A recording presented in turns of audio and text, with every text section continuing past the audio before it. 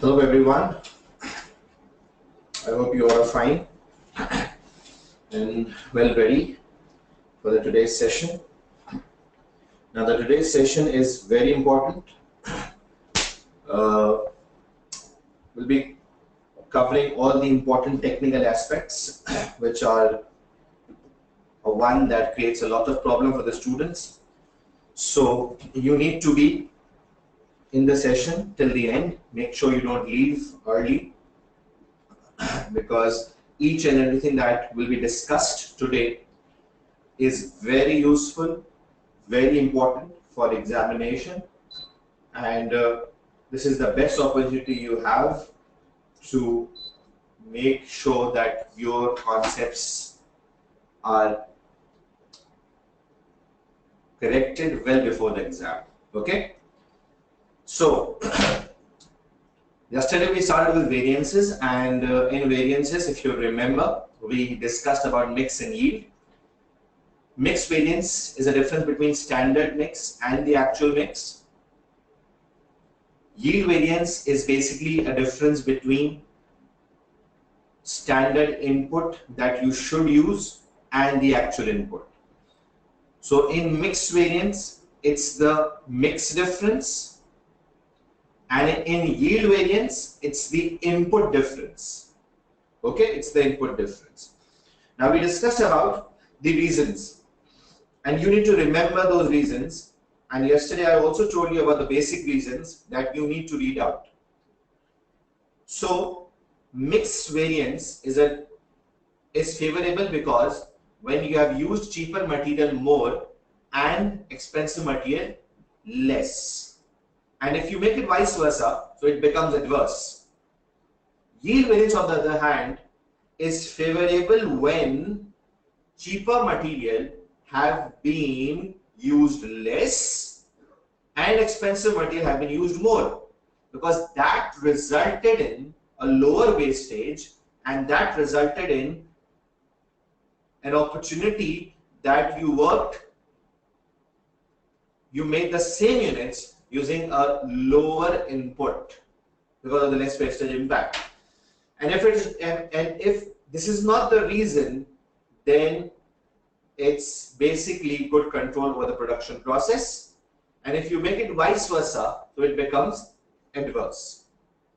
Now I told you one very important thing, $1 million thing I would say, and that is if one is favorable and one is adverse, and the reason is same. I repeat, one is favorable, one is adverse, and the reason is same, then there is interdependence. And what was interdependence? That one favorable was making other the adverse, or one adverse was making the other favorable. Are you with me? You need to listen each and everything, management accountants. Today's class is extremely important. Okay? So this was a recap that I gave you in relation to the previous class. Now let's move on.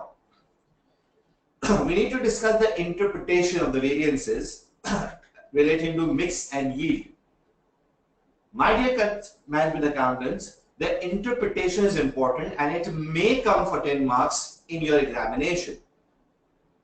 So how to improve the interpretation, how to improve the theory, I am telling you some key points to remember, and these are very important. If you want to make a good grip, if you want to create a good grip on your theoretical explanation of the variances, mark my words, if you follow these 4 points, the theoretical explanation will automatically become extremely easy for you. Okay, so the first thing is, what you need to do, first you need to check whether the variance is favorable or it is an adverse variance. Once you are done with it, then think of the reason. Now the reason is extremely important. This reason could be a one that you have learned from your books, or from the notes, or from the handouts. But make sure you don't write those reasons that you have learned from the book. Instead, my dear management accountants, you have to link those with the scenario. It is very important that a proper link with the scenario should be made. If you haven't made a proper link with the scenario, then you are doing it wrong. So it's not F2 paper that you just write the theoretical reasons without any link with the scenario. You need to create the link. So whatever reasons you are thinking, make sure that those are well connected with the scenario. Got it? Then comes the interdependence. And I told you a very good trick of that. If one is favorable, remember my words, if one is favorable and one is adverse and the reason is same, then my dear management accountants, there is interdependence. And in the last, conclude on the performance. Conclude on the performance, that performance is good or performance is bad.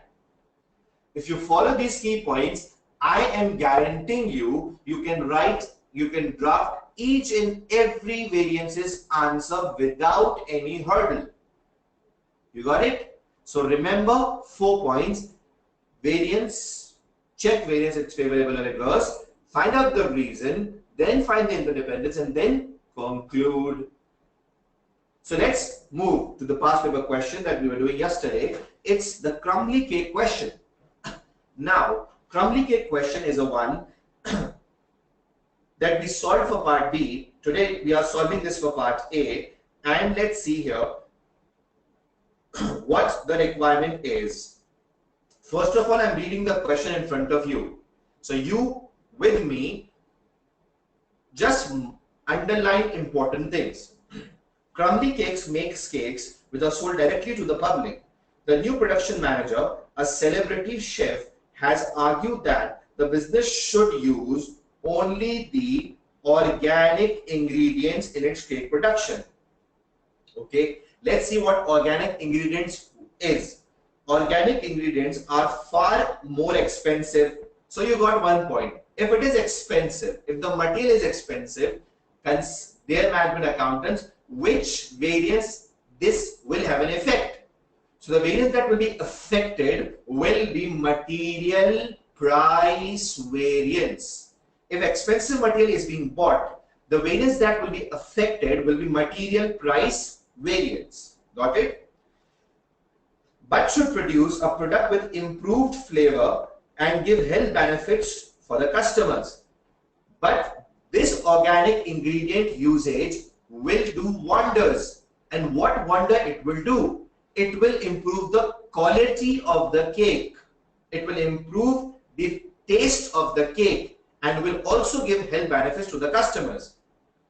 It was hoped that this would stimulate demand and enable an immediate price increase for the cakes.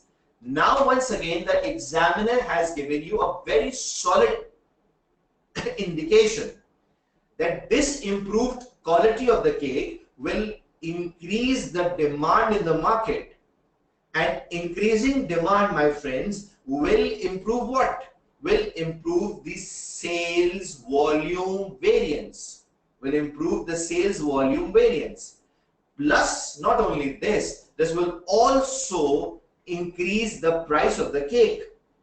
So if the price of the cake will increase, definitely this will have a favorable impact on sales price variance. Selling price variance will also increase. Did you got my point? Okay.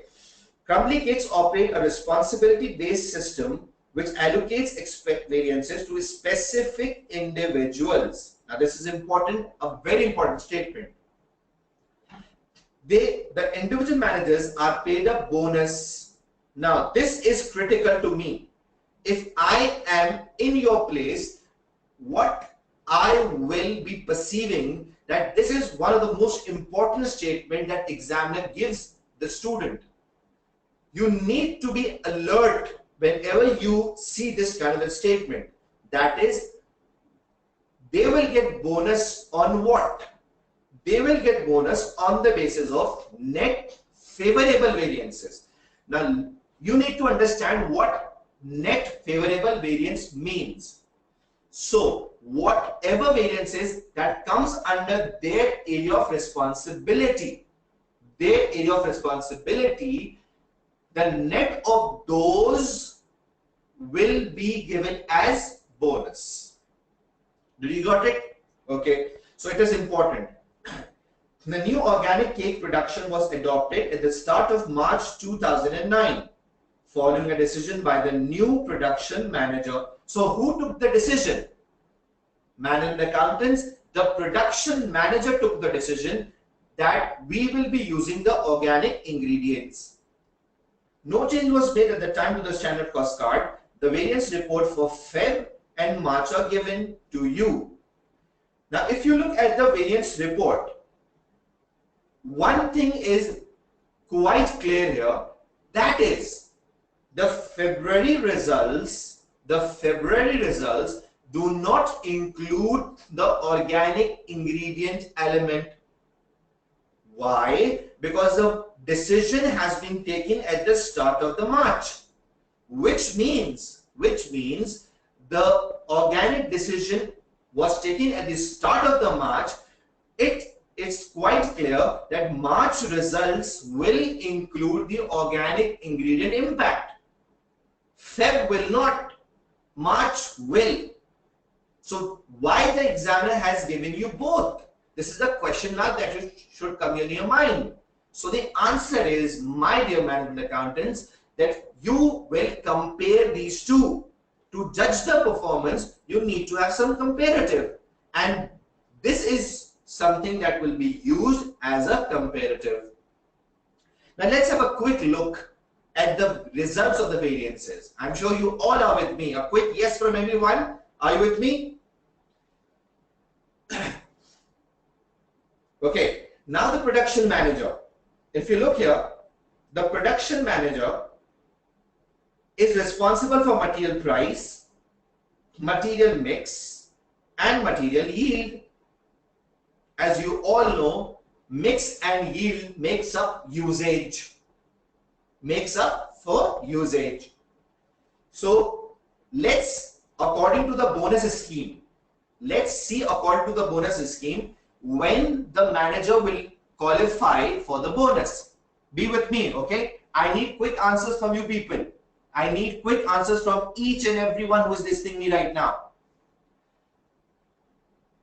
Production manager is responsible for 3 variances. Right? Now, will the production manager qualify for bonus for the month of Feb? Quick answers, please. Quickly, will the production manager qualify for the bonus in the month of Feb?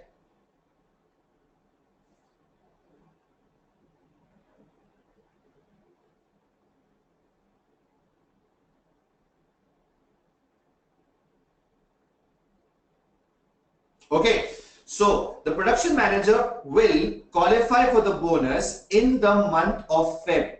The reason is quite simple, because the net favorable, if you just recall the policy is net favorable. So if you net 25 favorable with 20 favorable, so the answer that you get is 45 favorable. 45 favorable. If the answer is 45 favorable, this means the production manager will get the bonus in Feb. I repeat, 20 plus 25 favorable is 45.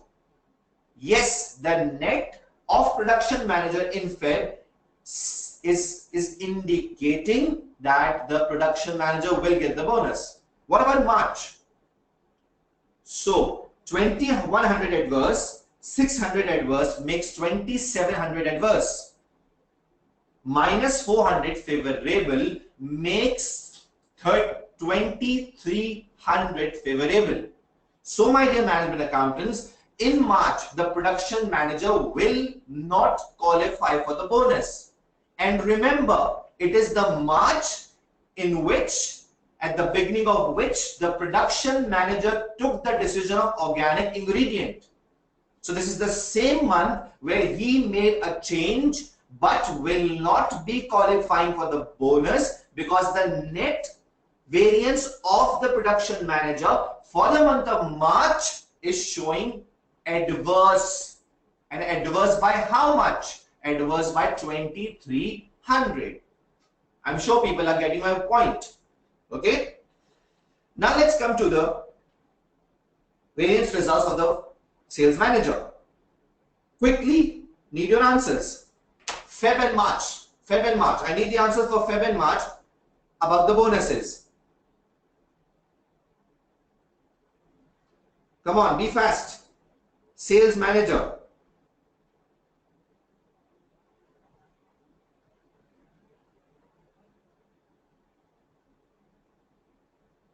Need answers from everyone. I need your participation. Each and everyone should participate. Write it very quickly and just participate in the question right now.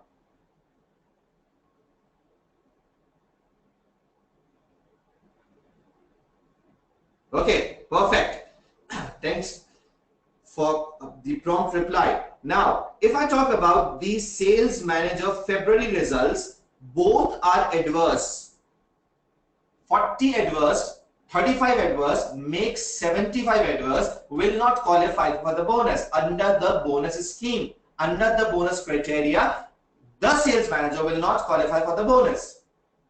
But my dear management accountants, in March, the sales manager will qualify for the bonus. Because there is a huge 10,000 favorable, a significant increase in the sales volume and selling price variance. So under the current scheme, the sales manager will qualify for the bonus. And remember, this is the same month at the start of which the production manager took the decision of organic ingredient. This is the same month. So considering this, sales manager will get the bonus. Now let's see the impact. The production manager is upset. He's crying. He is literally crying. He's upset that he seems to have lost all the hope of a bonus under the new system. The sales manager thinks the new organic cakes are excellent and is very pleased with the progress made.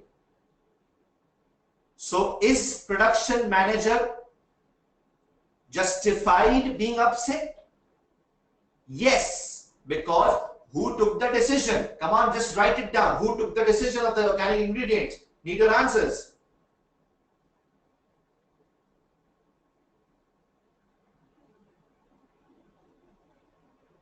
Everybody, just write it. Who took the decision? Production manager took the decision. Yes, you are all right. So if production manager took the decision, so why not he is getting the credit of that? Now, a magical way to draft the theory. Are you all ready? Okay. Assess the performance of the production manager. Examinable verb is assess. Remember verbs and object? Examinable verb is assess. And what is the object? The object is performance of the production manager. Object is performance of the production manager and sales manager. So you have to assess the performance of both the production and the sales manager. So let's do it. Now, these are 4 points that you need to remember. When you start drafting your answer, 4 points should come in your mind. First of all, check favorable adverse, find out the reason, find any interdependence and conclude. So just listen the magical way. Now, as you can see on my screen, I've done some pre-workings here, and considering these, let's work out and find out and learn how to write the theory. Remember, the way that I'm showing you right now is just to make things easier for you, is to make your life easier when it comes to interpretation of variances. I will also teach you how to draft it. So that's the second phase. First, let's jot down the points. Let's first think the points and then we'll learn how to draft it. Okay? Now be with me. Need very good responses from you people. Active responses. interpretation of variances, March performance. Make sure I'm just right now focusing on March. And don't think that I'll leave Feb. I will also be commenting on Feb as well. But right now I'm focusing on March only. So just focus on March. Production manager. Material price variance 2100 adverse. Material mix 600 adverse. Material yield 400 adverse. Favorable. Considering the net of these three, the production manager right now under the current bonus scheme is not qualifying for the bonus. So right now it seems there is no bonus opportunity for the production manager because net of all three is adverse. Then sales manager, if you look at the sales manager results, so the results clearly indicates 7,000 favorable, 3,000 favorable, 10,000 favorable. Considering this, yes, the manager will qualify for the bonus. Got it? What you have to do, remember my key points. First, see the variance. It is adverse or favorable. So now let's start the interpretation. The first variance is adverse. When it's adverse, think of a reason. First, think of a reason why it is adverse. And make sure whatever reason you think should be connected with the scenario. This is the art that we need to develop. So let's connect it with the scenario. Let's go back to the presentation slides and have a look.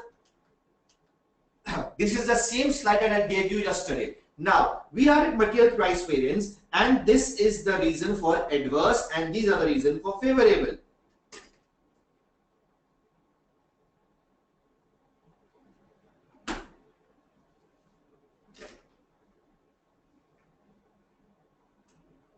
Okay, now, can you quickly tell me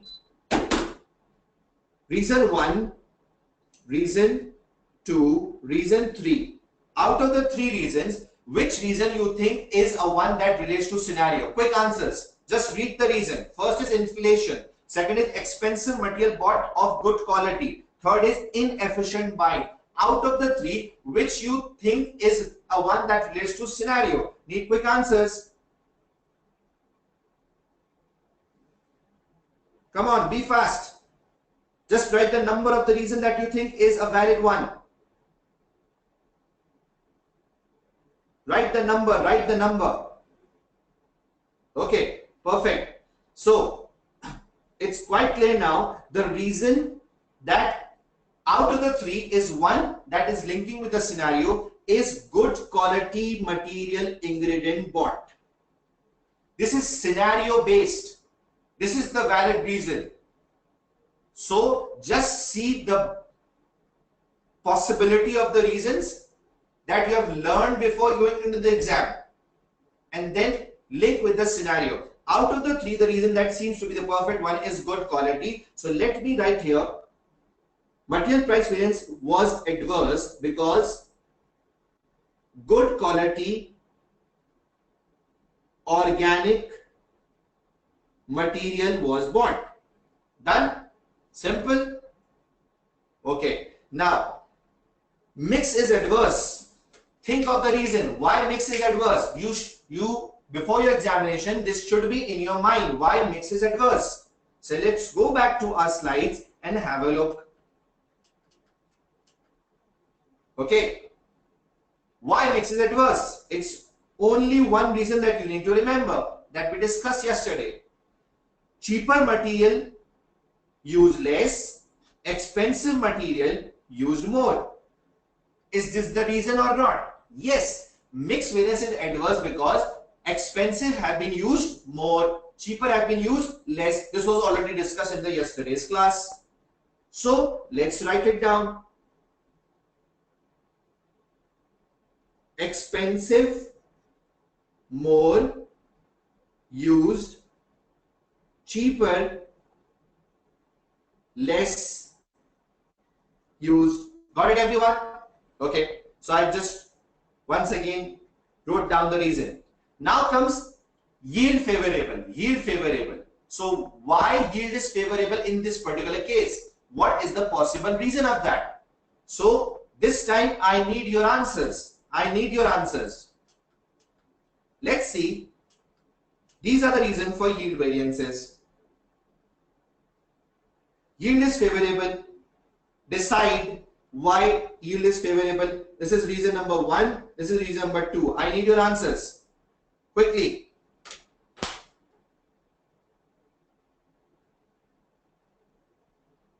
Just write 1 or 2. Write 1 or 2.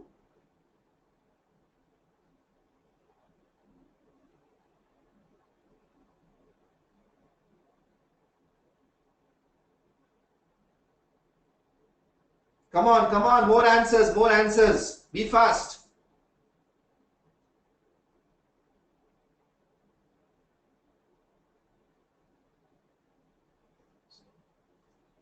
Okay, now, thank you. Now, if you look here, the reason that seems to be more appropriate here is reason number 1. Because, just have a look.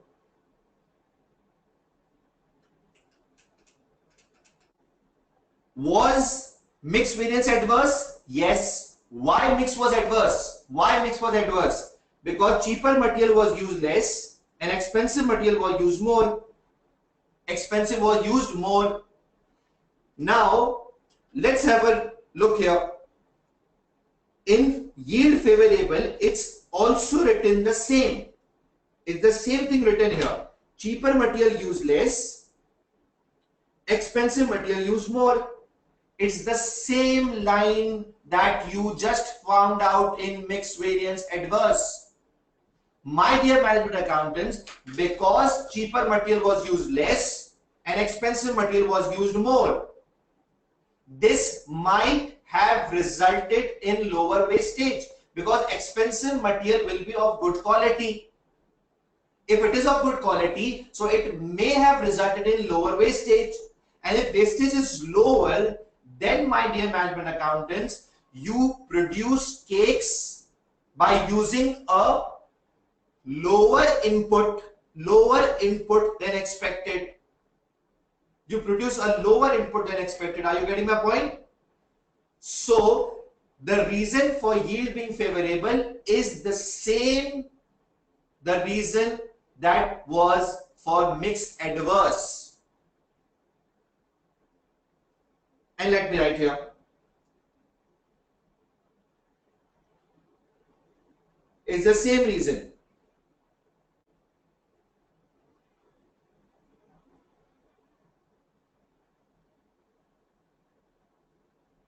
Got it? Okay. Now, let's move on towards sales variances. Sales price is favorable. Now, why it's favorable? Let's go back to the slides and have a look. Why sales is favorable? Why sales price is favorable? Just choose the reasons. Now, do one thing. Choose the reason for price and volume both, because both are favorable. So please find out a scenario based reason that you think is valid here. Come on. This is point 1, point 2, point 1, point 2, point 3. Sales price is favorable, maybe because of inflation, maybe because of better quality. Sales volume is favorable, maybe because of decrease in price, maybe because of successful marketing, and maybe because of better quality product. Now guys, choose your answers.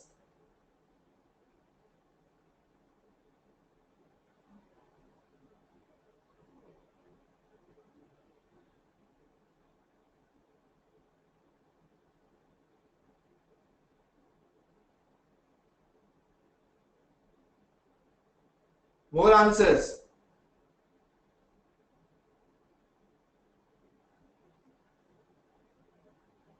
Okay, now, thank you. Everything is given in the scenario. So we can easily find out through the scenario. Let's see here. This is the best way to link. First paragraph. Organic ingredients will improve the flavor. Okay? It was hoped that this would increase the demand, which is sales volume variance, which means better quality of cake resulted in increase in demand.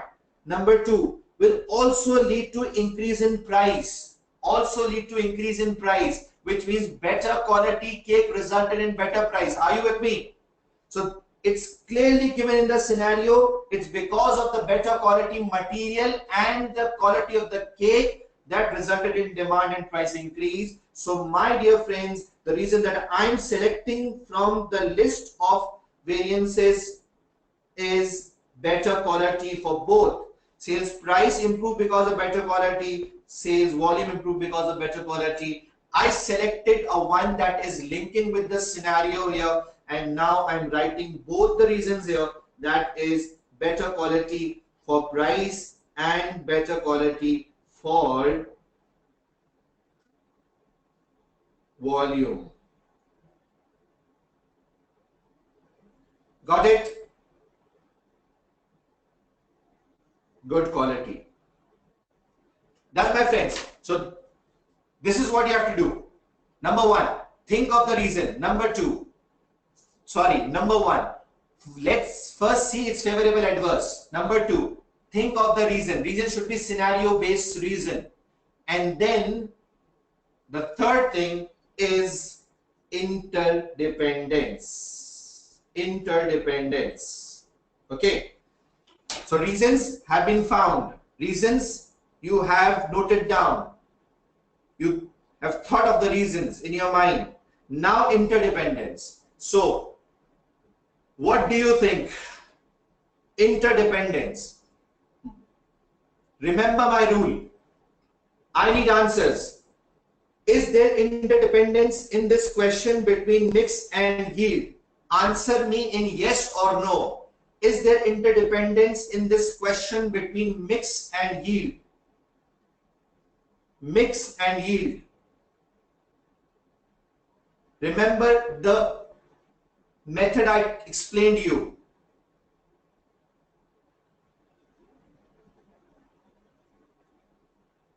Need answers.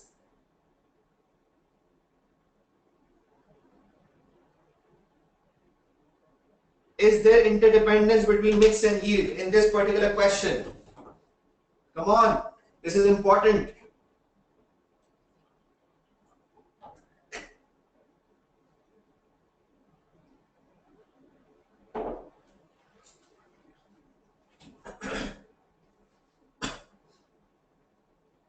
Okay, so what's the position of the answers? Let me check.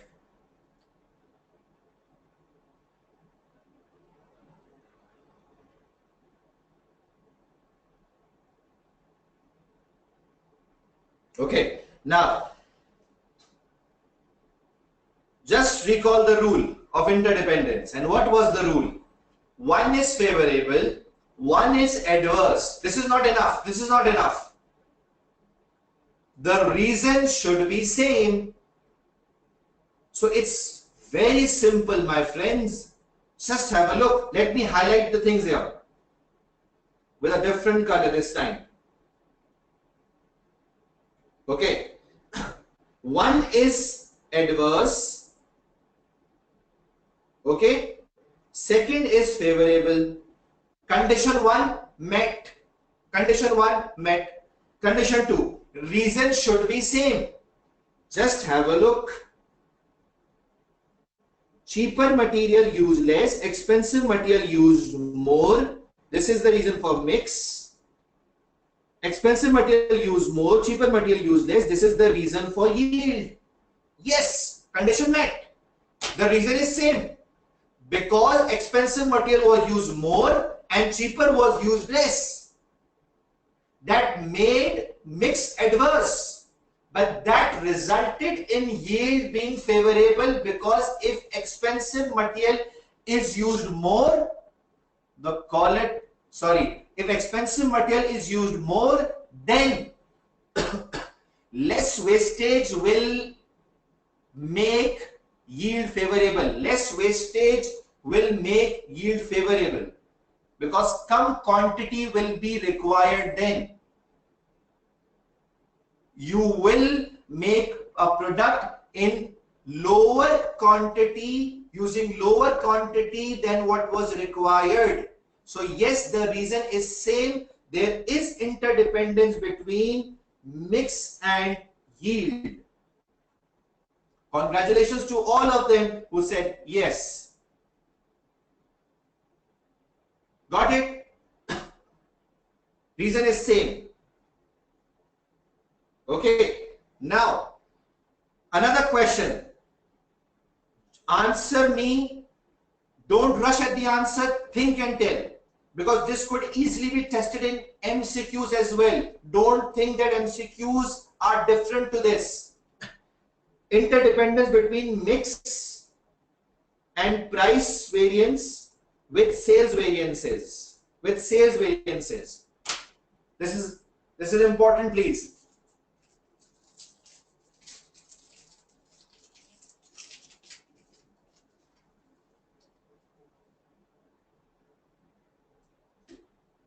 Need quick answers.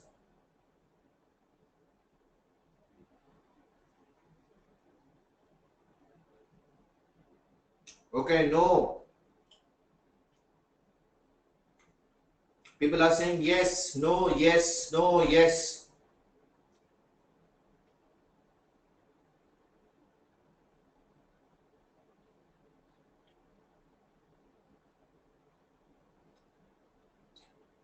No.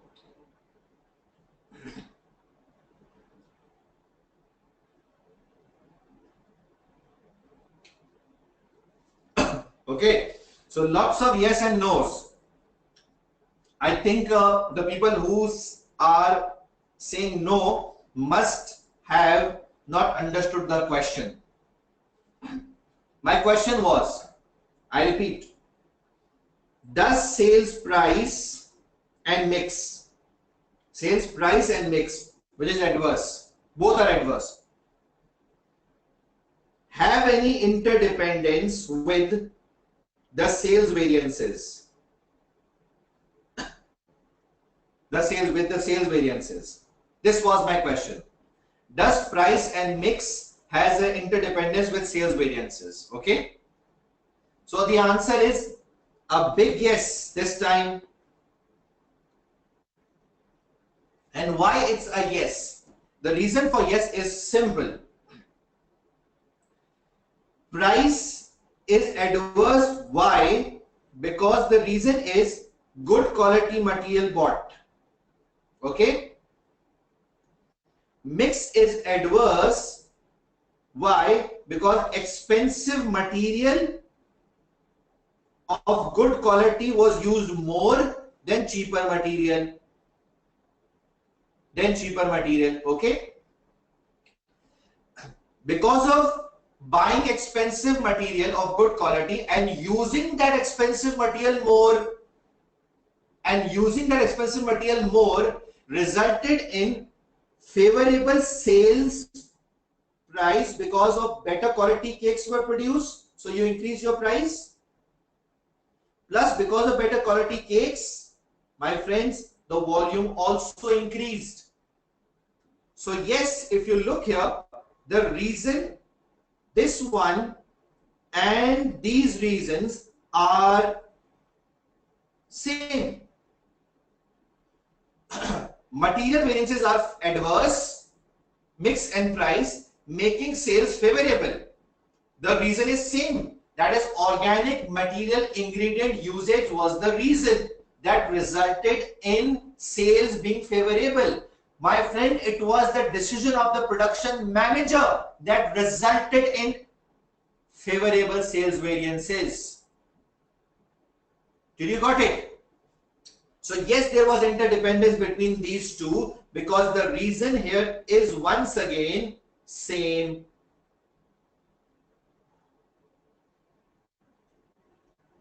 Same reason. Got it, everyone? The reason is same in both the cases. Any problem? I'm sure this would have worked out well. I'm sure you are learning here. Are you? A quick yes from everyone.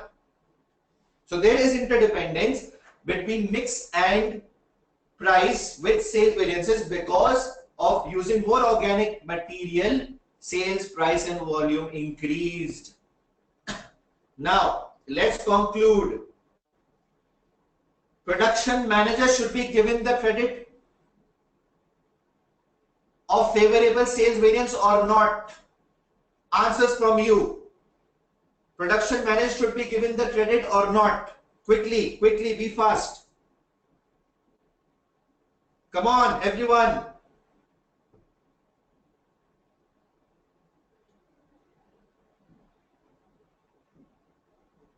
Okay, great.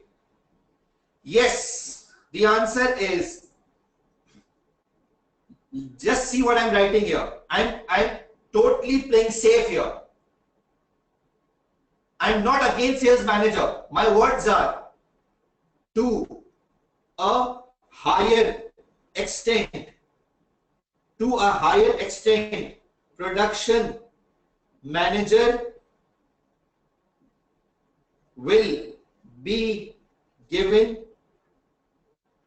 the credit to a higher extent, which means to a higher extent it's the production manager who should be given the credit. I'm not taking any credit away from sales one, but I'm giving larger benefit to the production manager because he took the decision.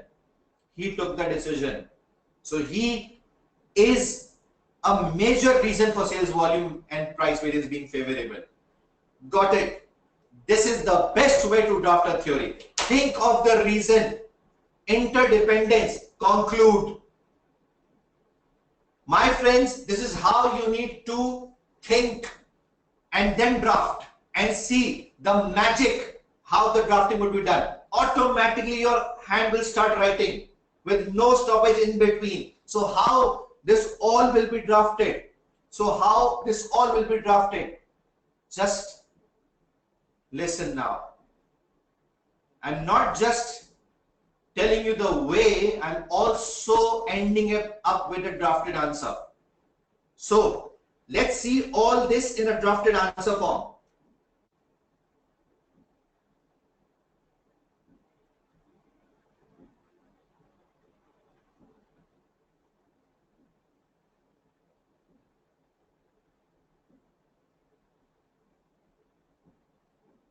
Okay, now just see.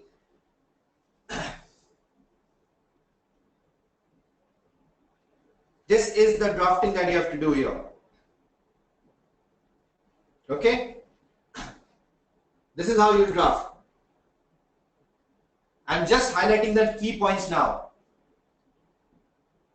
Check favorable, adverse, recall the reasons, link with the scenario, find interdependence, then conclude. At first sight, the production manager performance was not satisfactory because huge overspend purchasing expensive organic material. This resulted in price variance. This is the reason of price that I told you. Not only this, production manager also changed the mix and used expensive material more, cheaper material less. So easy. Just write the reasons that's said in a paragraph form. It's not difficult. However, such a move might have resulted in favorable material yield variance. Just look at the word might.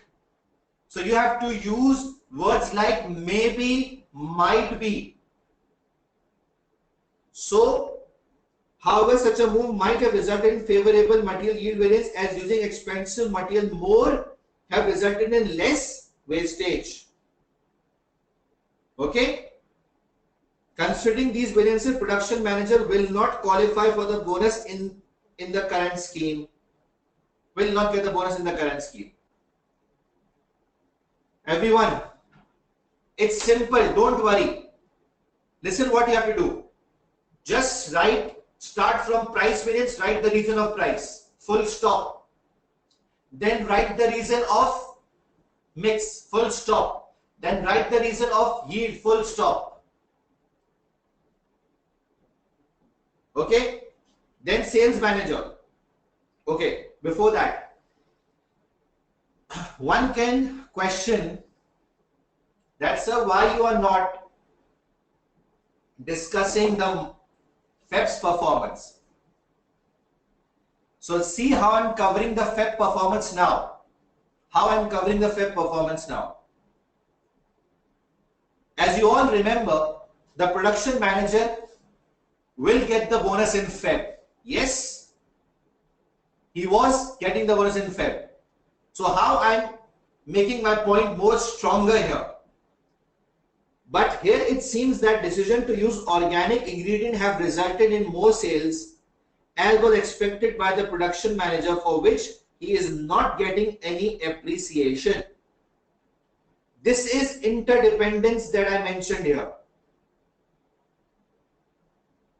And I gave the credit to the production manager. Also, a quick look to Feb results will also confirm that production manager did appear to be within the standard and would have earned small bonus too. This is how I compared it with Feb and made my point more stronger that production manager performance in Feb was good. That's why we can say that in March it was his decision that resulted in good sales variances. So I've also covered Feb here by making my point more stronger that his performance of Feb was also good. Got it? Sales manager. The favorable sales variance in the month of March might have been because of successful marketing and promotion of the cakes done by the sales manager, or the improvement in quality itself would have increased the sales. But what was the real reason? Was marketing the reason or the quality? Quality was the reason. So I wrote it. However, when seeing the sales manager February performance, the Feb performance of sales manager was not good. It seems that to a higher extent, it was the organic ingredient decision which resulted in improvement in the quality of the cakes. This is how you need to draft it. That's it. So don't worry. How will you do it? It's easy. Check favorable adverse. Got it? Think of the reason and write it down. Write the reasons of all the variances. Then tell interdependence. On the basis of that, conclude. All will be in a paragraph form. All will be in a paragraph form. Liked it? Got it? Come on. Was this helpful? A quick feedback. Was this helpful for you people? A quick answer, please.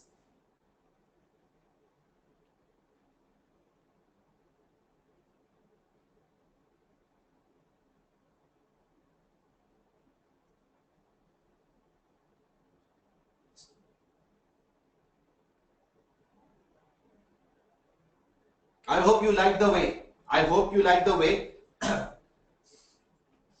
Okay, now listen. When there is no interdependence between mix and yield, so both will be favorable. So when both are favorable, it's no interdependence. If both are adverse, so there is no interdependence. Got it? Now, my friends, this is how you need to draft it. I hope it's simple now. Don't think it's difficult. It's quite simple. Just think of the reasons, link with the scenario, write it down in a paragraph, find the relationship between the two if there is any. There might be sometimes, there might not be sometimes. Got it? And then conclude it. So this is how the interpretation has to be done. Thank you very much, everyone. Now the last thing I need to cover here before I move on to my next area, that is the requirement. Second thing which we didn't went through was indicate whether the current bonus scheme is fair to those concerned. Come on, tell me, was the current scheme fair or unfair? A quick answer. Was the current scheme fair or unfair? Yes, no. Give me answers in yes and no. Come on, everyone, wake up. It's morning. It's almost 11 now. Was the current scheme fair or unfair? Okay, the current bonus scheme was unfair. Yes, it was unfair. Why? You know why? Because it was just considering the direct results of the variances. It was just considering the direct impact of the decisions of production manager. I repeat, it was just considering the direct impact of the production manager results, actions, but was not considering the indirect impact. It was considering the direct variances of the production manager and was not considering the indirect results of that. Material variances got adverse, but sales improved. Material variance got adverse because of the direct impact of the decision. Sales variances got favorable because of the indirect impact of the decision. Okay, so if you look here, the current bonus scheme is not fair considering all the directly and indirectly related variances when judging the performance of the manager. So you need to consider both direct results of the actions and indirect results of the action as well. Production manager direct results and the decisions that help indirectly. Got it? Number 2,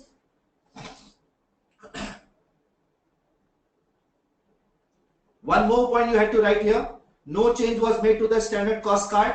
No change was made to the standard cost card at that time. So, which means you were judging the performance on the basis of original standards which were not revised. The organic decision came in March. The cost card was not changed. So we'll write, secondly, it does not incorporate the revised standards based on organic ingredients, so making it difficult to judge the true performance of the manager. So second issue with the bonus scheme was the standards were not revised. One. Number 2, the bonus scheme was only considering the direct variances, not the indirect variances. To summarize, bonus scheme was not considering interdependencies between material and sales variances. Material and sales variances. Got it? I hope you liked the way of drafting and this will improve your performance. So the conclusion is that production manager is mainly responsible for the positive material for positive sales variances. Thank you very much.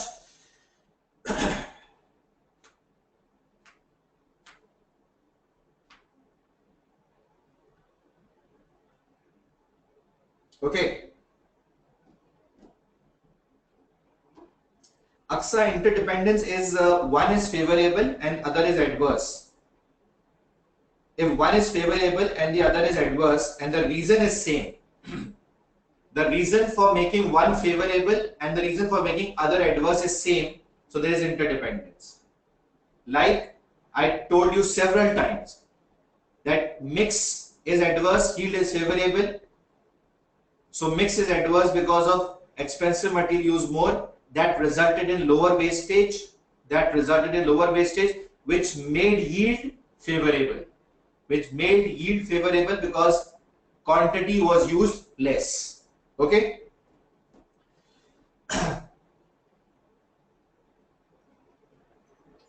So a quick feedback. Is this all okay? Come on, a quick feedback by everyone saying yes.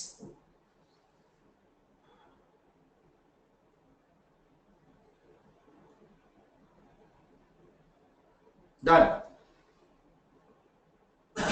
Let's move on now to the next area that we are starting, planning operational variances.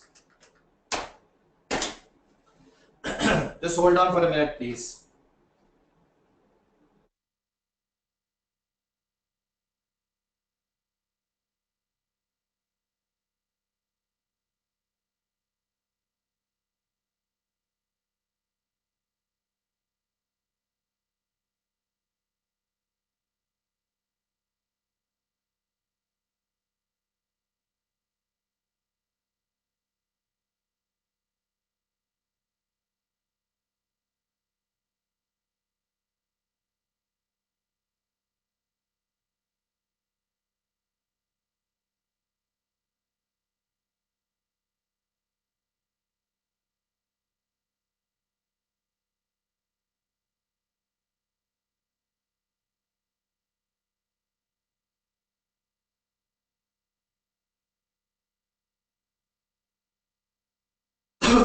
Okay.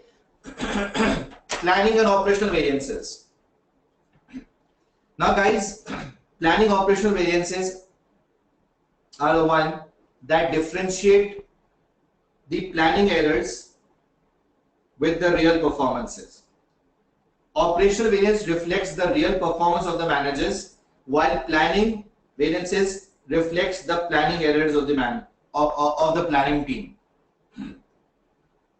Now, one thing I need to make a basis here and be with me and understand the basis. These 3 minutes of basis are really important. You have never heard in your life.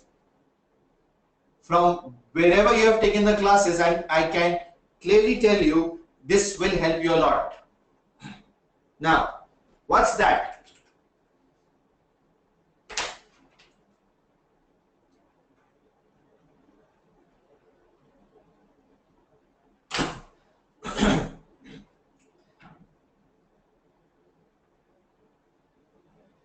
Standard is made at the start of the year. Okay? Be with me. Standard is made at the start of the year. At the end of the year, you get the actual results. At the end of the year, you get actual results. Got it? This is the core concept of standard costing. This is the basic concept of standard costing. It's not difficult at all. Once at the end of the year you get the actual results, what do? We compare standard with actual. Is this the case? We compare standard with actual. We get variances.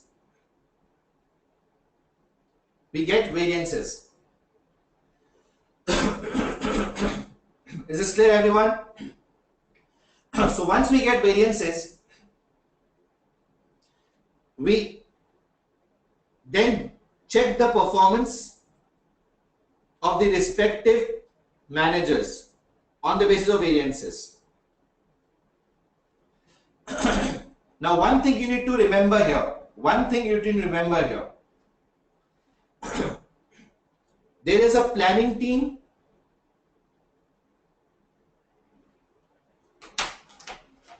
that makes standards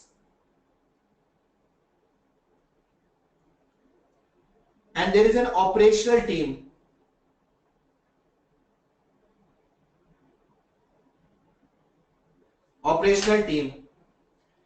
that are responsible for operations. Operation team includes purchase manager, production manager,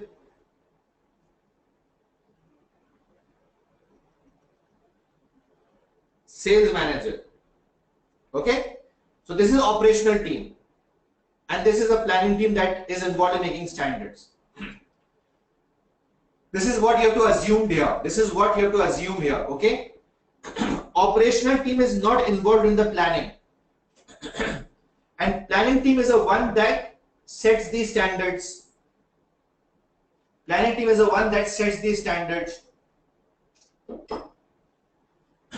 So operational team is purchase sales and production manager. Got it? Now coming back to my story. Planning team made a standard at the start of the year. Are you all with me? Okay. At the end of the year, you got the actual results. Then you'll compare and you'll get variances.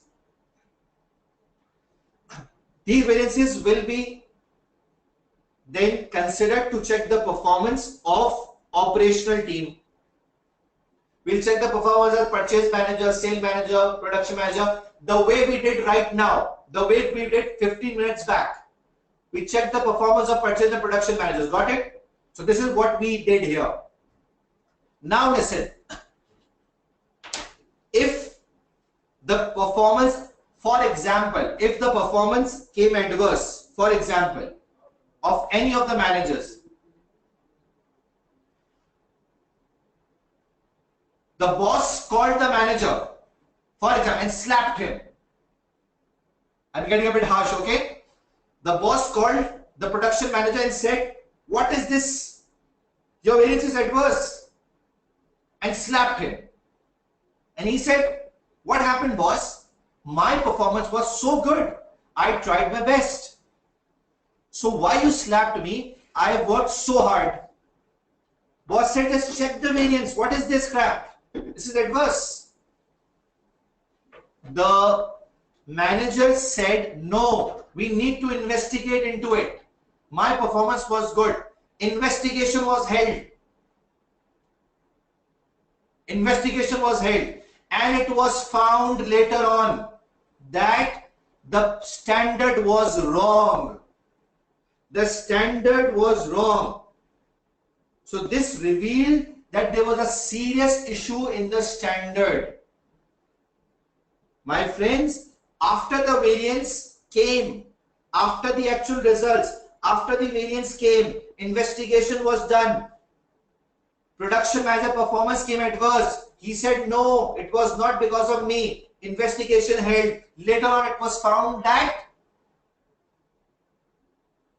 the standard which was established at the start of the year,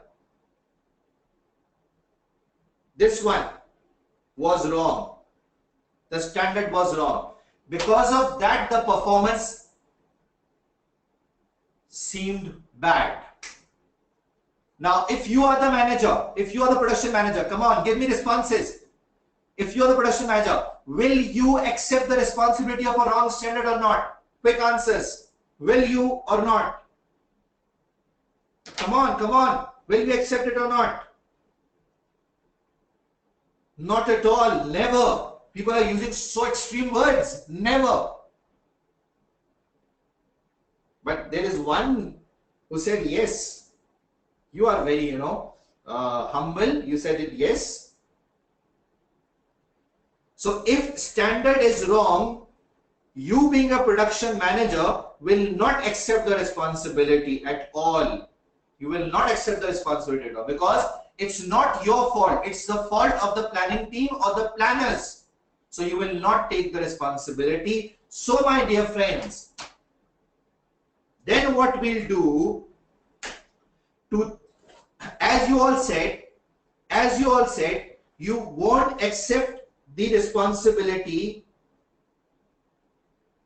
of the wrong standards. Then to check your real performance, we have no choice other than, listen what I'm saying. To check your real performance, we have no choice other than to break this variance, the variance that already came, to break this variance into planning and operational. We'll break this variance into planning and operational. To check the real performance of production manager, sales manager, the operational team I'm talking about, you need to break this variance, the variance that already is here, into planning and operational. This will remove the planning errors. This will remove the planning errors and this will reflect the real performance. This is a concept. Learn the power of concept. A concept helps in theory, a concept helps in calculation. Don't follow rectification. Okay? Concept, the power of concept is big thing. The success is with concepts, not with rectification. Got it? So the variance is broken down into planning operational. Now this will reveal the real performance of the production manager. And this will be the planning issue. Because of that, the problem came. Production manager, sales manager, purchase manager, all will not be responsible for these variances. Done? Is this clear, everyone? Okay, great. I'm sure you got the idea. So the idea was simple. At the start of the standard is made, end of the actual results came. We'll compare, we'll get the variances, we'll investigate. We got to know that standard was wrong, that was made at the start of the year. So what we'll do, we'll break this variance into planning operational so that planning errors are set aside and operational performance is clearly reflected, for which the managers will be responsible. A quick yes from everyone if you got it.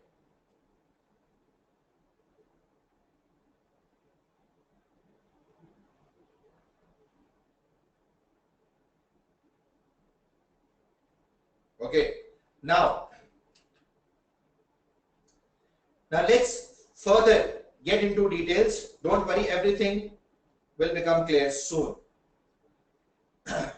This is tested in 3 areas: material, labor, sales. I will just be covering material because of the shortage of time. But if you have understood material, both are exactly same. So there is no difference in that. Don't worry about labor and sales. It's just the formula game. Then afterwards, the logic of material, labor, sales is same. The logic is same. So you just have to learn the logic and then it's just the formula game. That's it.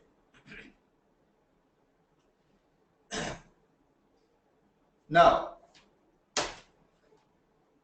material variance formulas are given here.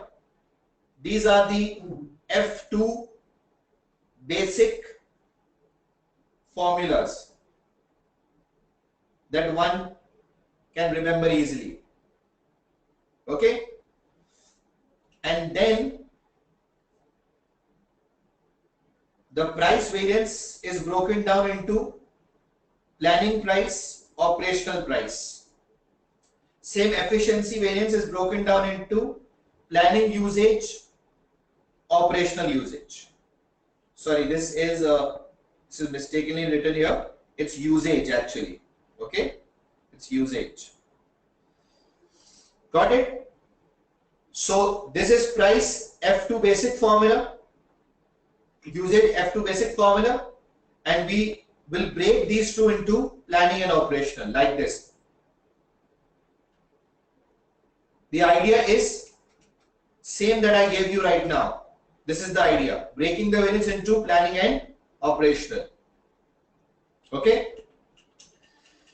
Now let's solve the question through a past paper. I'll tell you a very good technique. If you have a good knowledge of these F2 variances, these two, then I tell you a very good technique that without learning these planning and operationals, you can find out the answers. But for that, you need to learn the original F2 basic formulas of price and usage. There are numerous ways of calculating variances. So if you know some other way, so don't get confused. Your way is also correct. The answer should be right. I am using my way, which is more simpler. Okay, so don't get confused. Let's start with the past paper. And The past paper that we will be starting right now is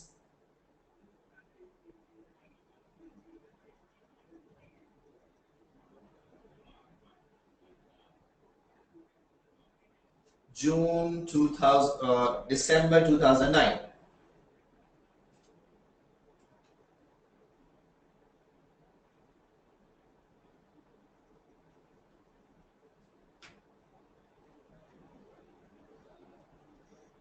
Now, before you read the question, a wonderful tactic I'm telling you. A wonderful tactic. You'll love it. Before you start reading the question,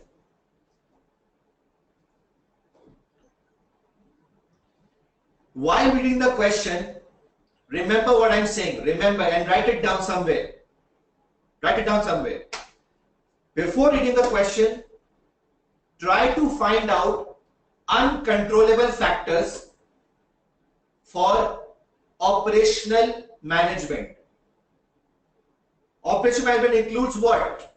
Purchase, sales, production. Okay? Purchase, sales, production. Read the question carefully, actively, and just find what are the uncontrollable factors for the production manager or the sales manager or the purchase manager, whatever is mentioned here. So start reading and note the rule of thumb, uncontrollable factors. You have 2 minutes.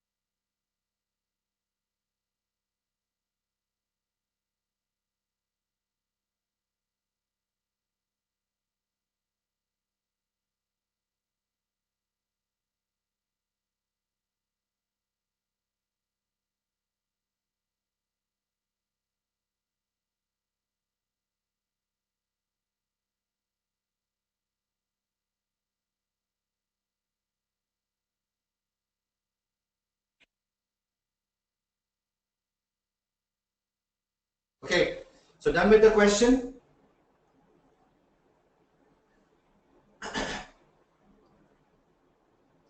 Now, I gave you one task here. You need to figure out what was not under the control of the production or any respective operational manager. Okay, so the tactic is quite clear. The tactic is quite simple, and just listen and learn what I'm doing here. I'll make this peanuts for you, peanuts in terms of calculation. Okay, follow the way. Secure and manufacture security cards. Okay, the standard cost for plastic that goes into making a card is 4 per kg. Okay, and the card uses 40 grams of plastic.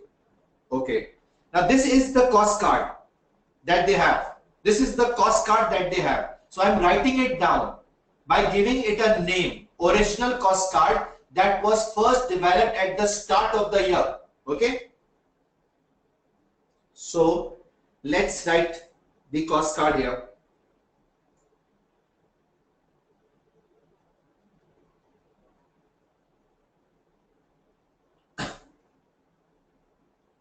Now let's write the cost card, and the cost card is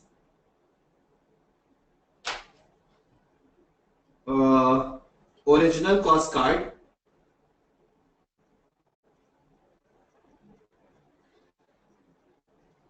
It's 40 grams. Now what I'm doing is I'm converting it into kgs. So 1 kg is equal to 1000 grams. Okay, 1000 grams. So I'm writing it 0.04 kg at the rate $4 per kg. This is the original standard that they've established. So this is what you can also do in your examination. Okay. Learn the tactic. In November, 1000 cards were produced and were well above sales of 60,000. Actual cost was 5.25. Now listen very carefully. The actual cost is 5.25 per kg and the standard cost was 4 per kg. 4 per kg. Production manager was called there. Production manager was called and was asked, because if you are a manager, $4 is the cost per kg and you bought it for $5.25. It's very high cost. And the manager was called, who is responsible for buying and production issues, was asked to explain the increase. He said, world oil prices increase pushed up the plastic prices by 20% compared to our budget. Come on, tell me, is this under the control of the manager or not? Is this under the control of production manager or not? I need answers. Yes, no. Give me answers in yes and no. Controllable, uncontrollable.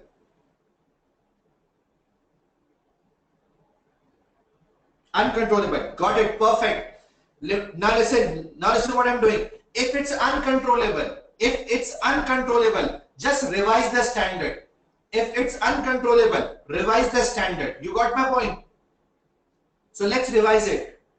If it's uncontrollable, we will revise the standard. So let's revise it. 20% prices, international prices increased by 20%. I'm multiplying this by 1.2. So this will become $4.2 per kg. Agreed. Okay, agreed. So if uncontrollable, revise the standard. Got it? It's very simple tactic. World oil prices increase plastic prices compared to our budget. This is for the first reason, and see the second one. I also decided to use a different supplier who promised better quality and increased reliability for a slightly higher price. I know we have overspent, but not all the increase in plastic prices is my fault. Is the second reason he intentionally bought from a different supplier for better quality. He intentionally also bought expensive for better quality. Was that is in control? Yes, no. Quick answers, please. Was that in his control? Yes. If it was in his control. If it was in his control. If it was in his control, then you will not revise the standard. Okay? You will not revise the standard if it was in his control. Got the idea? Uncontrollable, revise it. Not uncontrollable, do not revise.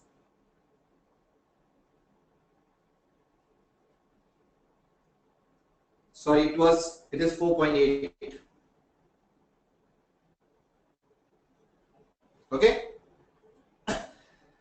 Now, the actual usage of plastic was 35 grams per card. 35 grams per card, actual usage. And again, the production manager had an explanation. He said, worldwide standard size for security card increased by 5% due to a change in the card reader technology.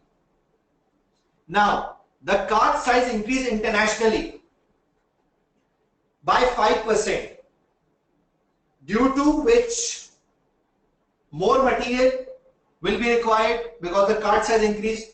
Is this in the control of the production manager? A quick yes or no? Quick yes or no? Need answers from everyone.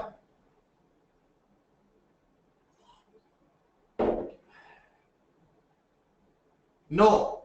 So if it is not under the control, if it is uncontrollable, so revise the standard. Uncontrollable, giving you a clear message. Uncontrollable, revise the standard. So let's revise it. Multiply by 1.05 to make this 0.042. Got it? So the tactic is simple. If it's uncontrollable, without hesitation, revise the standard, because he's not responsible for that anymore, and you are clear about it. The background that I gave you was simple here. Okay, guys? However, our supplier provided much better quality of plastic, and this helped to cut down on the waste. And this is something which is in his control, because he was the one who bought from a different supplier that was of good quality, that helped to cut down on the waste. So the reasons which were uncontrollable was cart size and the worldwide oil prices. Part A, calculate price and usage ignoring possible planning error in the figures. These are what? These are with the understanding that there was no planning error. This will be calculated on the basis of this thinking that there will be no planning error. If there was no planning error, then the calculation will be done. Come on, tell me. Then the calculation will be done on the basis of original standard, or will be done on the basis of revised standard? Quick answers. Original or revised? If you have to ignore planning, so the calculation will be original or revised?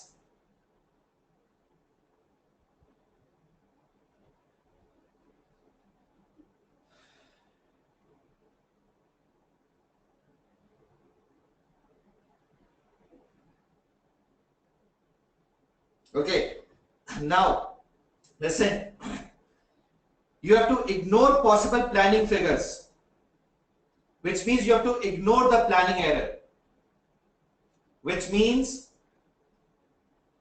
the calculation will be done on the basis of original standard cost card. Original. Okay, got it?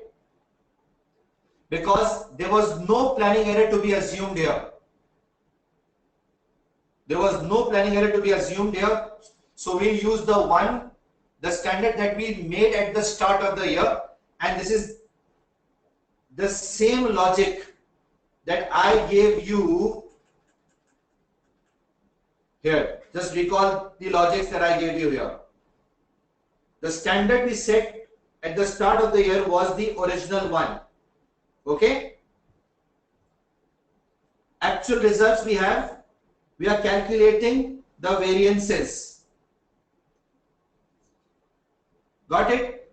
We didn't knew about the planning errors. So on the basis of that, you have to work out the variances on the basis of original standard. Now one question came that how I worked out the revise. It's very simple. 4 was per kg rate. World prices increased, so I increased the standard by 20%. I have multiplied it by directly 1.2. So this becomes 120%. Cart size increased by 5%. That is why I increased the percentage here and made the revised standard at 0.042. Got it? So in the first part, we have to ignore planning and operational. So let's calculate ignoring planning error on the basis of original standard. The color I've done is same so that you can easily match these two. Now,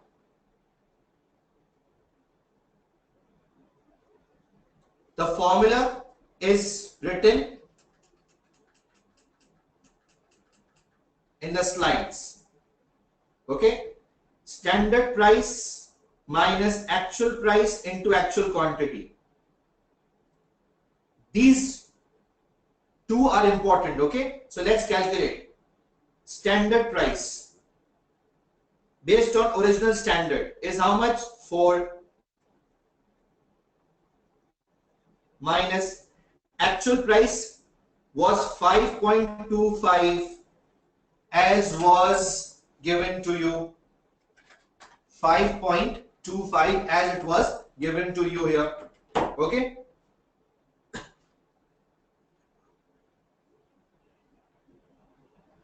you just keep calculators in your hand. I need you the answers. You will tell me the answers. Okay, the actual quantity we need to work out. If you look in the question, 100,000 cards were produced and 35 grams have been used. 35 grams have been used. So the working would be, I'm converting the grams into kgs here first. The working would be 0.035 into 100,000 will be 3,500 kgs actual. Okay. So what is the answer?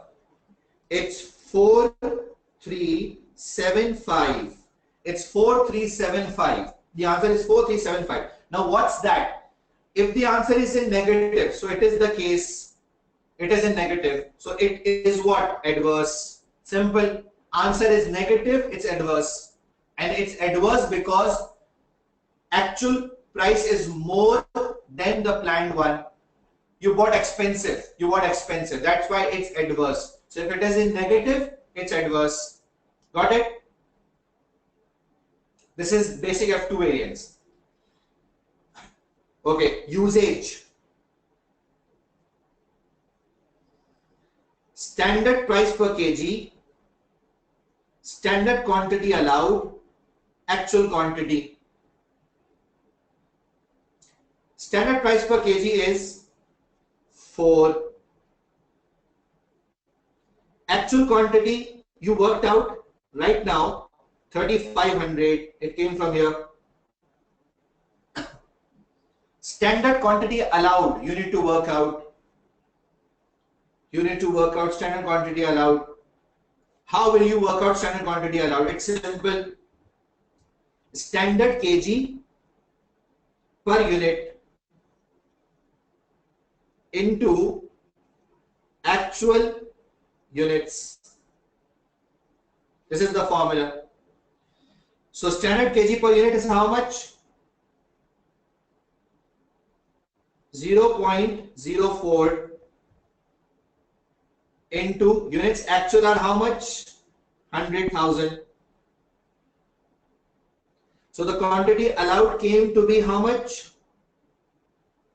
4,000. Got it, guys? Any problem? I hope there is no issue up till now. This is all what you have done in F2. So please don't get confused. This is all F2 thing that I am repeating here. It's 2,000 favorable. When the answer is positive, so it is the case in this case, it's positive answer. It's favorable. And why it's favorable? Because it's positive. But what is the logic behind it? The logic is quite simple. Actual quantity used is less. Actual quantity used is less compared to the standard quantity.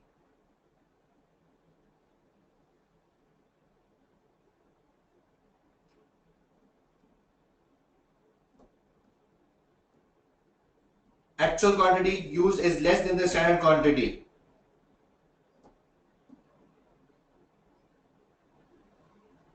You don't have to write the formulas. Okay, so this is adverse and this is favorable. Are you very clear about these basic variances? A quick yes, because on the basis of these, other thing depends. Quick yes.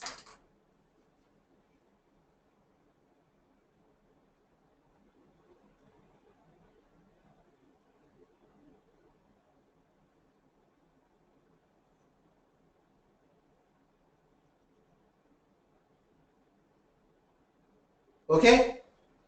Is it all clear, everyone? Done? Any issue? Basic variances calculation is simple. I'm sure no issue. This is adverse. The second is favorable. The adverse is 4375. Favorable is 2000. Price is adverse. Usage is favorable. Formula is simple.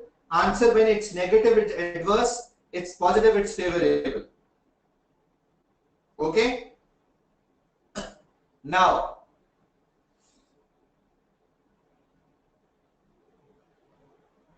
we need to break this into planning and operational. So it's very simple. I'll make it so simple for you without even using the formula. You'll get the answer.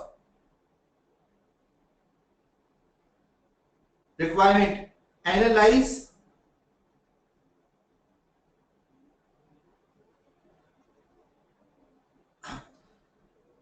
let me answer one thing here. I'm not taking the name of the student. Actually, my friend, there are hundreds of students here, not just one. So I have to consider all of them, not just one here. It may be that you are good in this certain topic, but it's not that every other student is good in that. So I have to see the entire class. Okay. So that is why I have to cover the things, the basic concepts. If you are good in this, so it's a good thing. You may revise it, but if you have any issue, so you can do the revision as well. Okay. Thank you.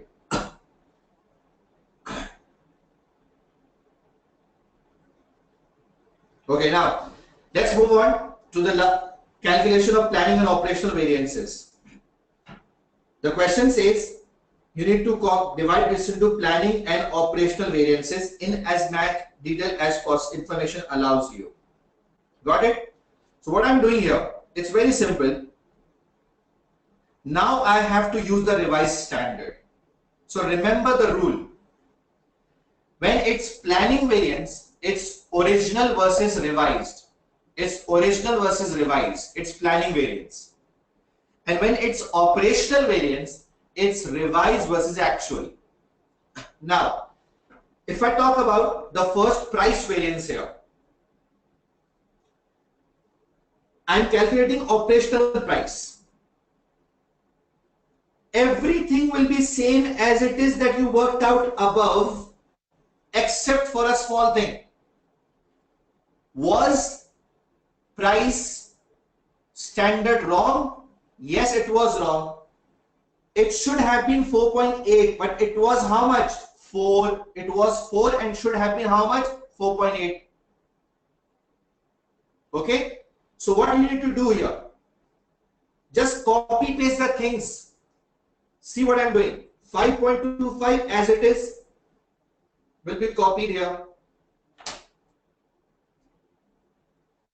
As it is will be copied here.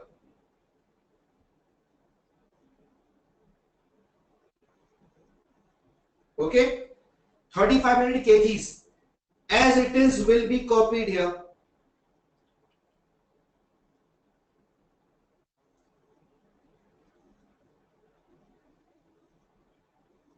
Got it? What is the change? The change is simple. You just have to change the standard, which is 4. Instead of 4, you need to write it 4.8. You need to write it 4.8. Got it, everyone?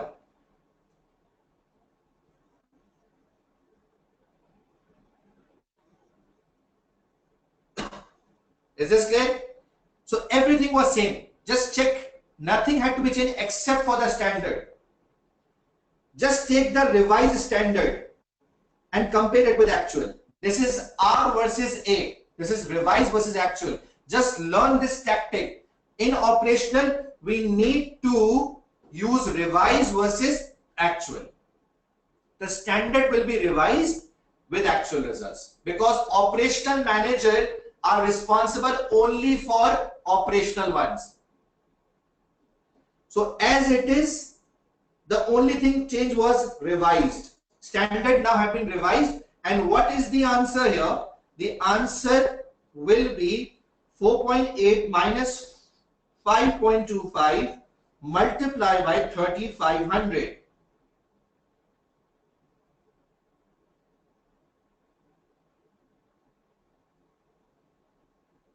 It's 1575 and it's what? Adverse. Whenever the answer is in negative, it's adverse. So simple. So nothing changed. Learn the art. Nothing changed. Same price variance. Now when it came into operational, just change the standard. Just change the standard to make it revised one. That's it. Because revised should have been. Got it? Remember the trick. Revised versus actual. Now come to planning one. Same 3500 will be copied here with no change. Same 3500 will be copied here. Now the planning error. The error was between what? The standards. So what was the original standard? It was 4. And what was the revised one? It was 4.8. So it's very simple. 4 minus 4.8. So my friends, the tactic is original versus revised. Revised versus actual. That's it. So same kgs will come here. And same original standard of 4 will come here. Just now compare this with revised and you will get the answer. And if the answer is negative, it will be adverse. 2800 adverse. Answer is in negative, it will be adverse. Simple. Answer negative, it's adverse. Got it?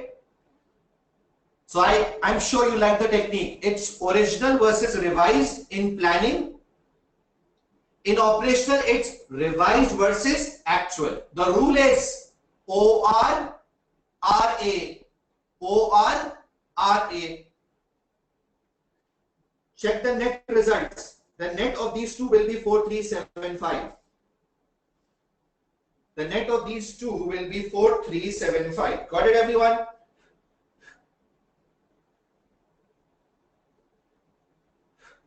A quick yes from everyone, please, if this is all clear. And if you like the technique, it's OR versus RA. As we are almost on a winding up thing of this topic, so quick yes.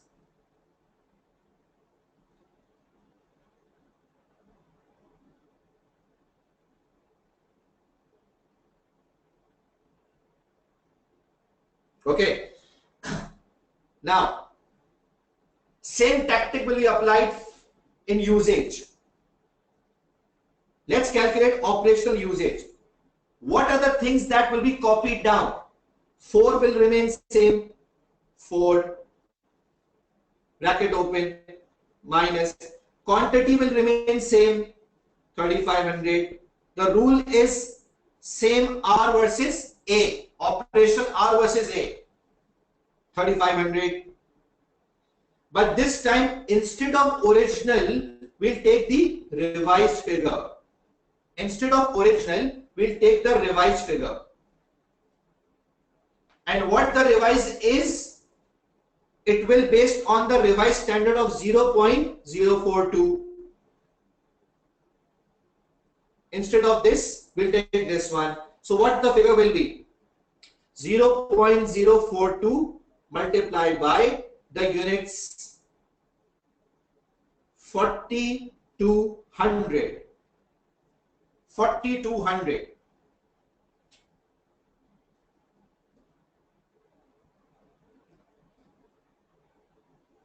The answer is 2800.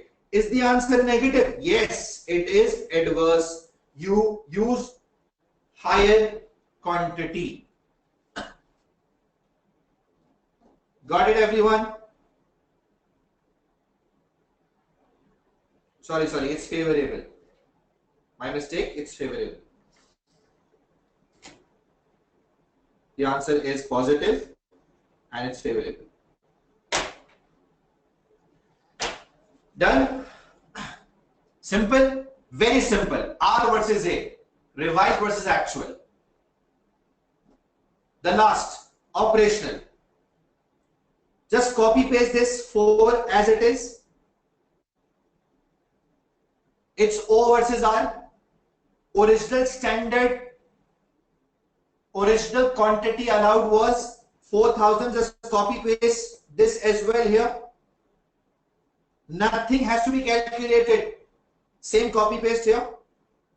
R is revised. Use this figure of 4200 here.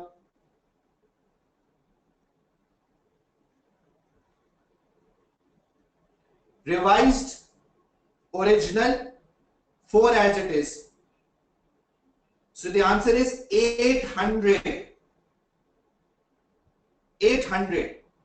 And is the answer negative? Yes. So it's adverse. It's adverse. Got it? So if you net these two, you will get 22,000 favorable. Got it, guys? So it's the tactic O versus R for planning, R versus A for operational. Almost same things are carried down with little changes. Now, lastly, planning variances, if the answer are in negative, it's adverse. But logic is what? Logic being adverse of planning, I'm explaining you. First here, revised is a more realistic standard than original one. Okay? So we believe more in revised than original because revised is more realistic. So we believe more in revised. If we believe more in revised, so if you look here, revised has increased. I repeat, we believe more in revised because it is more realistic. And if revised is increasing in cost, if revised is increasing in cost, so it's adverse because cost will increase. Got it? We believe more in revised. If revised is increasing compared to original, then it's adverse. That's why this is adverse. Got the logic? Same for planning usage. Same for planning usage. And what's that? 4200 is revised. Original 4000. We believe more in what? We believe more in revised. Say, write it, revised. We believe more in revised because it is more realistic. Now revised is increasing or going down? It's increasing. From 4,000 it's increasing to 4,200. If revised quantity is increasing, the cost will increase. The cost will increase. This is adverse. This is the logic of planning. So this is how we logically understand planning variances. There is a rectification way, the way I told you. The answer is negative, it's adverse. But the logic is, we believe more in revised, and if revised in cost increases, then original, it's adverse. If revised decreases, it's favorable. Got it? And for operational variances, the working is quite the reason is quite simple. The way of thinking, it's normal, and that you compare with actual. Now, when actual is more, it's adverse. When actual is less, this is favorable. So I hope you like the technique of dealing with planning operational. Remember the trick, R versus O, sorry. Remember the trick. For planning, it's O versus R, original standard versus revised standard. For operational, it's revised versus actual. So these are the answers that you can see. I've worked out. The logic that I gave you is quite simple. Remember, the operational manager, the production manager will not be responsible for planning price, for planning usage. Instead, he will be responsible for operational price, responsible. Operational usage, responsible. Not responsible for planning, not responsible for planning usage. Got it, everyone? So this is the reason behind breaking into planning operation, so that real performance is reflected. So the operational team will only be responsible for operational variances, not the planning ones. That is why we broke down the variances into planning and operational. You like the idea? Quick feedback. Come on, quick feedback. We are going towards a break, so it's happy time for you as well. A quick feedback, please.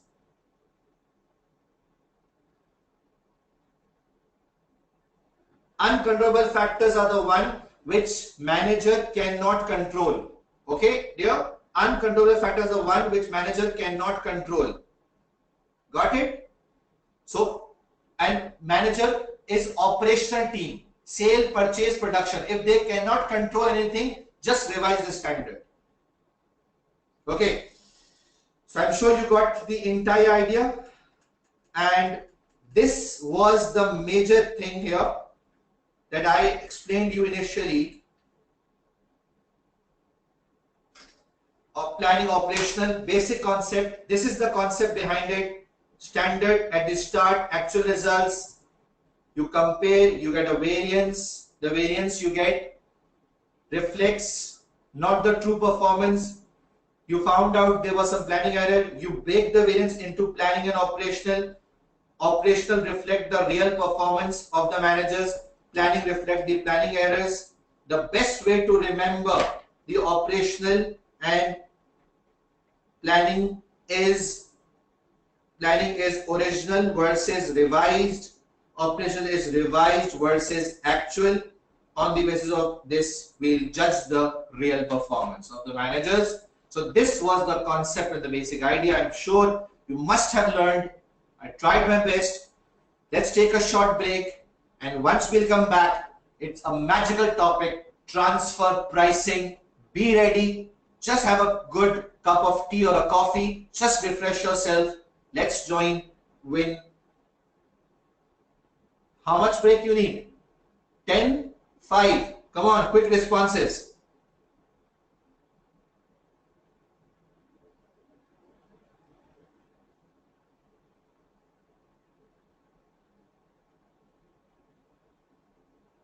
Okay, so let's take a 5-minute break here. Planning, operational, done. See you in 5 minutes.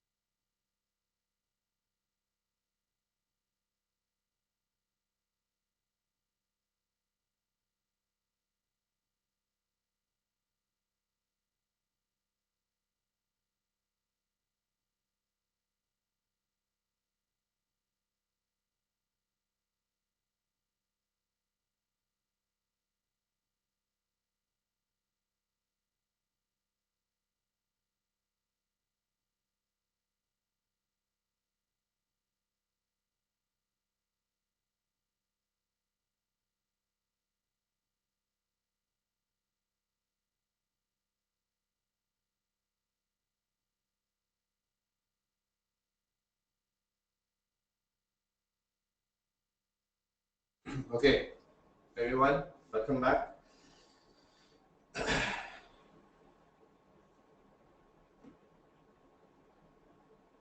Now, operational usage, one question came. Operational usage is basically simple.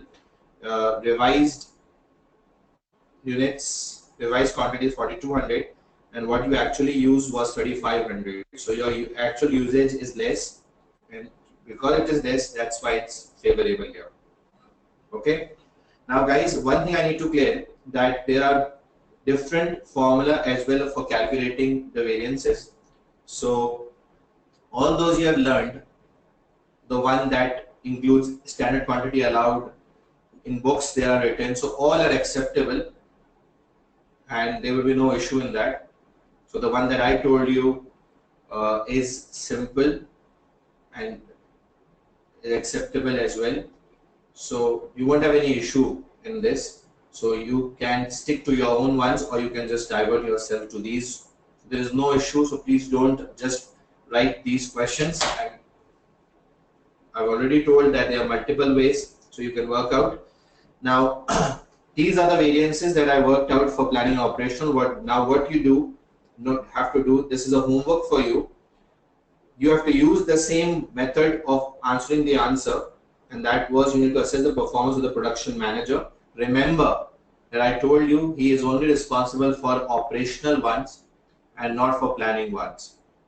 So just use the same tactic that I discussed today, was calculate, reason, interdependence, conclusion. Draft the answer and let me know if it is possible for you. So just also just update your answers in a document, Word document format, or a picture on the page as well on the WhatsApp group. So I'll get back to you by reading the answers. So you can just write the answers and just update your answers and let me know on the WhatsApp group. And one more thing I want to request, please, that there are lots of irrelevant messages going out in the group. So please just avoid it. This is not the main purpose of making the group. It was just to facilitate you people with the important updates regarding the exam, the documents that I wanted to share, the answers of the questions I wanted to give. So please don't have irrelevant discussion on that certain particular group, because it creates a lot of irrelevant material. So I am requesting you, please avoid these things. Okay. Now you need to write out the answer with the technique that I told you and just let me know and I'll read it and we'll discuss that as well. So this is the homework for you. Remember, the responsibility is only of operational and not of planning, and the workings are in front of you. Still you feel any issue, you can just send me a message on the group so that I can answer you the calculative issues that you have. Okay. So R versus A and O versus R, I hope you liked it. I hope up till now it's going good. Now we are starting with a very important area, and that is transfer pricing. We're starting performance measurement section. This is very crucial. This is very important. That is the one that comes in examination a lot. Now transfer pricing is what we are starting right now with, and you need to be with me in transfer pricing as well. So make sure you all are here. Now, what is a transfer price? Let me give you a basic logic of transfer price. Just try to understand. A company has two divisions. Okay, I might take the class till 1:15 Pakistan time. I might extend 15 minutes today, and don't go, I'm telling you. Because this is very important. Transfer pricing is important, and I'll make it as simple as you won't even imagine. The tactic that I'm telling you, it will become peanuts for you. So don't go till 1:15, okay? A company has two divisions, A and B. A sells a product to B, okay? So remember, both are profit center. Now what is a profit center? Profit center is a 1. Profit center is a 1 that wants to earn profits, that wants to maximize profit. So it's like very simple. A company having two divisions, like a family. A family. If in a family there are two brothers doing business with each other, you seeing from outside, what you will say? This is a family, and the family members are doing business with each other. Okay, so this is the same like a company having two divisions doing business with each other. A is making a product which it sells to B. Okay, now selling price, cost. I'm giving you a very basic example so that a correct logic is what is required right now. Now, just assume A and B are two brothers doing business with each other, and company is father, and these two brothers are doing business with each other. Now, B says A, brother, you will earn profit from me? So A said, yes, I will. So B said, come on, I'm your brother. Would you like to earn profits from a brother? A said, yes, you are right. My cost is 5, and I'll sell you for 5. So A sold for 5 to B. So the selling price of A will be the cost of B, 5. Got it? So what is a transfer price? Transfer price is a revenue for the supplying division and its cost for the receiving division. Revenue for the supplying division, cost for the receiving division. Do concentrate till 1:15 today. Nobody will go. Okay? And you will be like this in transfer pricing today. Okay? So, B said to A that you sell me at your cost. Would you like to earn profit from me? Now, let me give you an example here. This is an eclair toffee wrapper. This is a wrapper of eclair toffee. Okay? Want to eat? Sorry. So A manufactures this wrapper and it gives the wrapper to B. And B makes the remaining chocolate. Okay? The remaining chocolate. So A sells the wrapper to B and B makes the chocolate. Then what B does, using the wrapper, B sells the chocolate in the market. Okay, using the wrapper, B sells the chocolate in the market. Are you getting my point? Okay.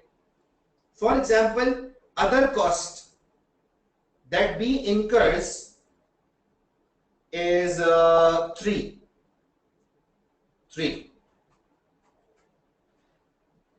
B sells this eclair toffee for $10. Sorry, it's too much. $10 is too much. It's rupees 10. In fact, rupees 10 is too much. Let's take an example here. For 10. Okay? So at the end of the day, what are the profit statement says? A earning a 0 profit, B earning a profit of $2. Wow. A made the wrapper, B made the chocolate, and B, by taking the wrappers from A, sold the chocolate in the market for $10. All with me? A quick yes. Now, group. For group, it is like two divisions doing business with each other. So if we think from the father's perspective, dad's perspective, dad is seeing two brothers doing business, A and B, with each other. Dad will say, oh, come on, what happened? Kids, the business that you are doing with each other is not a business for me. It's not a business for daddy. Because for daddy, it's a family thing. So from the groups or the daddy's perspective, what is the real sales and what is the real cost? So remember the consolidation rules taught in paper F3. Within the company, transactions will be cancelled out at the group level. Within the company, transactions will be cancelled out at the group level. So from the daddy's perspective, my dear friends, the real sales would be of 10. The real cost will be of 5. The other real cost will be of 3. So the profit will be 2. Did you? Got it? Because these two will be cancelled out at the group level because these two are intra-company transactions. You got the point? Okay, now.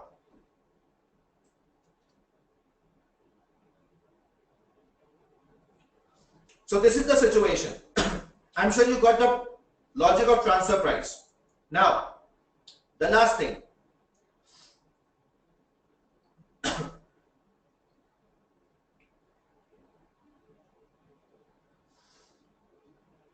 Daddy got the profit of 2. Assuming daddy asked, who is responsible for this $2 profit? Who is responsible for this $2 profit? B said, I am responsible because A didn't have any profit. So what the group did, group gave bonus to B. So who got the bonus? Who got the bonus? B got the bonus. And who didn't got the bonus? A didn't got the bonus.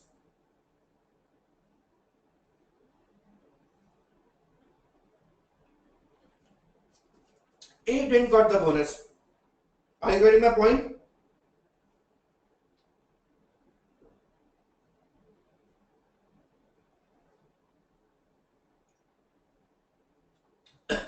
Because B earned a profit of 2 and A earned a profit of 0. Within the group, transactions will be cancelled out. So the real figures, go for the real figures. So the real revenue is 10 for the group. Real cost is this one 5 and the real cost is this 3. So the profit that daddy got is 2. Daddy awarded bonus to B and A got no bonus. Now, what do you think? Who will be demotivated? A or B? Need answers. Sir, obviously, who will be demotivated? A will be demotivated. A started crying and A said, come on, this is wrong. What A will do next time? Come on, tell me what A will do next time. What A will do? No answers yet. Not sell. What A will do? Not sell. External market. Let's assume there is no external market. Then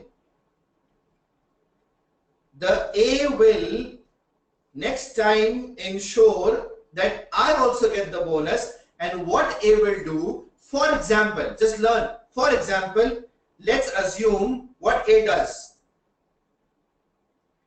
Next time A increase the price at 7. So an increase in transfer price by the seller would increase the cost of the buyer, would increase the cost of the buyer.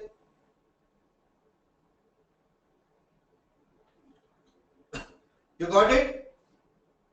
Would increase the all cost of the buyer. So what will happen? Just check the net result.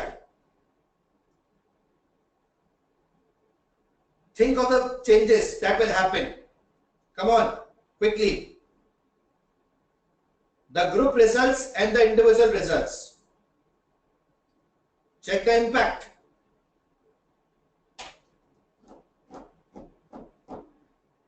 How much profit A will have? 2. How much profit B will have now? 0. Are you seeing the impacts on the individual divisions? Yes, you are seeing the impacts. Let's think from the group perspective. Come on. What will be the real revenue of the group? Real revenue 10. Real cost 5. Other cost of 3, because these two will be cancelled out again at the group level, because for group this is no business at all. So the group profitability will be 2 again. Again daddy got 2 rupees. Try to understand. Previously daddy got 2. Again daddy will get 2. Daddy position remain affected or unaffected? Unaffected. But individual division positions were affected. Individual division position were affected.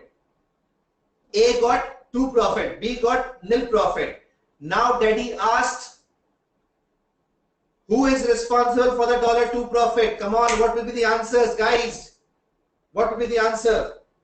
This time daddy asked who is responsible. So responsible is A or B? It's A.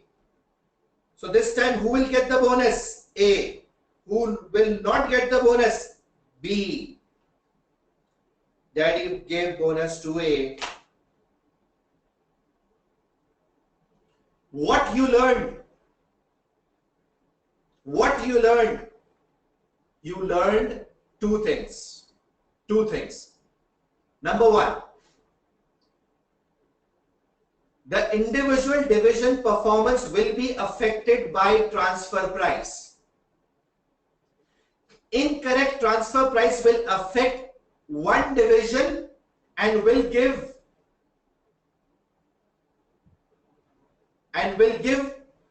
other division more favorable results. Incorrect transfer price will give adverse result to one division and will make other division results favorable. So incorrect transfer price can result in a fight. It is important to arrive at a correct transfer price. It is important to arrive at a realistic transfer price. Realistic transfer price. Got getting my point? Message 2. Whatever the transfer price is, if these 2 divisions are doing business with each other, whatever the transfer price is, group performance remains unaffected. Group performance will not be affected. Daddy's profits will not be affected as far as these 2 are doing business with each other. It will not have any impact on the group's performance. Got it? Like the example. So my friends, the tactic is quite simple. A correct transfer price will not lead to conflict between the 2 divisions. And whatever the transfer price is, the group profits will remain unaffected. A quick reply, please.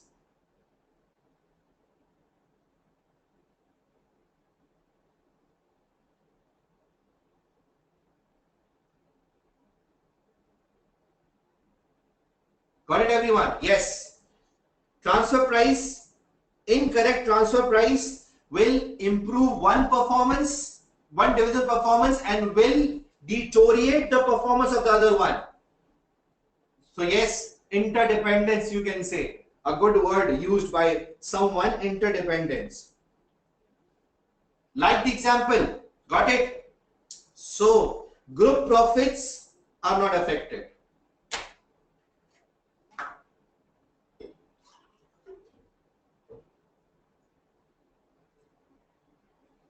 Not many people are replying here. Is this clear, everyone? Is the example clear? Because this is very important. So the message that I gave you is simple, and that is one will be affected and one will not be affected. Using this example here,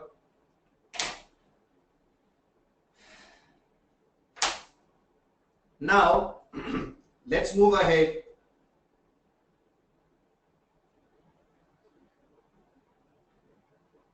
Transfer pricing objective is to ensure that there is no conflict between the departments. A correct transfer price will ensure no conflict between the departments. Okay. Now I am moving towards a very important concept, and which is in front of you, which is known as general rule. Now I am teaching you the best theoretical rule of transfer price. In theory, this is the best transfer price rule which you will learn. In past, transfer price is like a bad dream at night for the people. A terrifying question, straight theory, 10-15 marks, and people were scared. What happened? So let's finish this terrifying this thing forever. Let's make it a good dream for us. Let's score the best marks of from transfer price. And for that, be with me till 1:15. Types of transfer price. The first is the general rule, the best theoretical rule.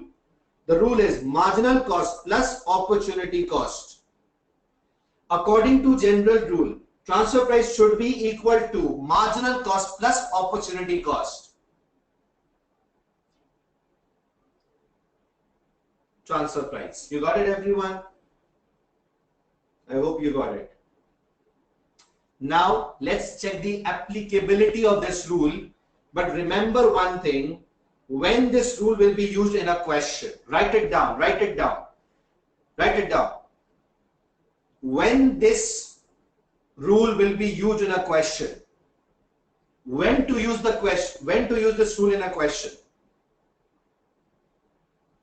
When the word profit maximization is written. When the word, are you writing? Profit maximization is written, or optimum profits is written. When the word profit maximization or optimum profit is written, then you will use this concept of general rule. Did you wrote it down?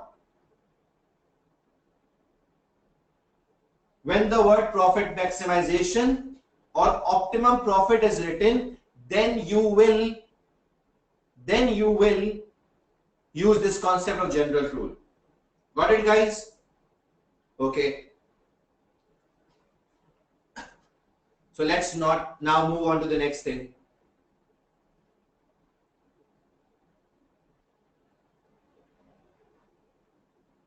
Now let's use general rule through one illustration.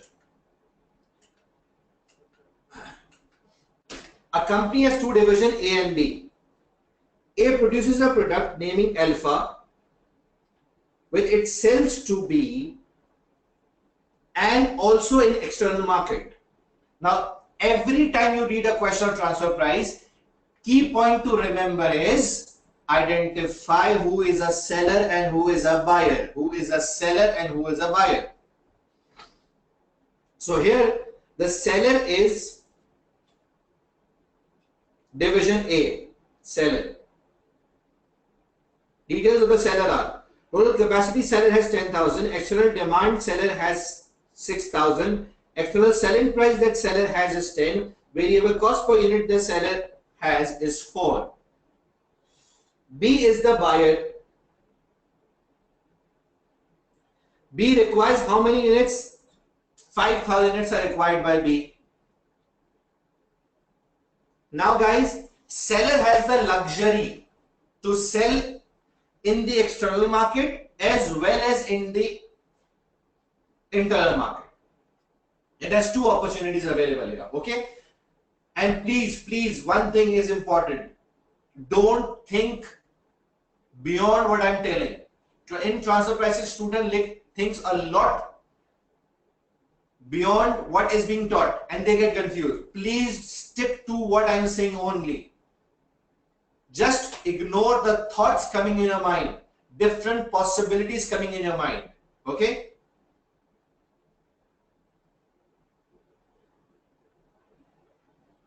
Now, state the price / prices. It could be one price, it could be more than one price, which A will quote to B for 5,000 units.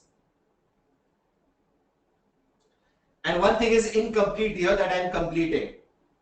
If group profits are to be maximized. Now, if this is written in a question, apply which rule? General rule. And what is the general rule? It is marginal cost is variable cost. I am sure people know about it. And opportunity cost is the cost of next best alternative. Tomorrow we'll be doing relevant costing, and in relevant costing I'll be discussing the concept of opportunity cost as well. Guys, okay? Marginal cost plus opportunity cost. Opportunity cost is what? Cost of benefit foregone is opportunity cost. So if the word maximized is used, apply which rule? General rule. Now what price A will want to quote to B? Let's first think from the seller perspective. Just listen what I am saying. Let's first think from the seller's perspective. What seller has to say. The seller perspective. Now just imagine you are a seller. Just imagine you are a seller right now. What you will think. Let's become seller. Okay, are you with me? Let's become seller. Now seller wants to quote the price for 5,000. So what seller will think? First of all, total capacity. Seller will first see the total capacity. And what's the total capacity, my dear management accountants? It's 10,000. You got it? Then what seller will see? How many units are for external demand? So the answer is 6,000.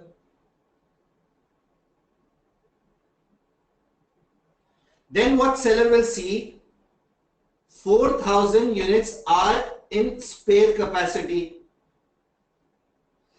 4,000 units are in spare capacity. Are you agreeing? Okay. Now, what to do?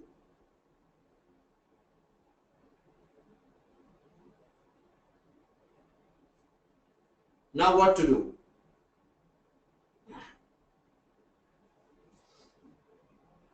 Can you suggest me? We need to quote for 5,000 units. From where I will first fulfill the demand of 5,000? Need answers. From where I will fulfill the 5,000 demand? Come on, please. From where I will fulfill the 5,000 demand?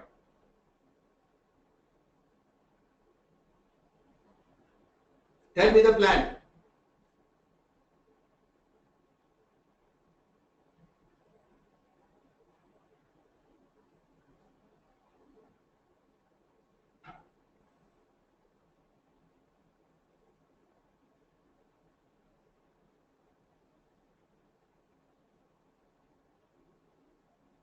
Okay, now listen. How will I fulfill the 5,000 demand? First, what I'll think that why not first use the spare capacity for the 4,000 units. So first we will be using spare capacity for the 4,000 units. Are you with me? Clear? So I know my plan. 4,000 I'll fulfill from spare capacity. Now, what else? You require 5,000. From where I will bring 1,000 more? Come on, need answers. From where I'll bring 1,000 more? From where will I bring 1,000 more? Think. Need more answers.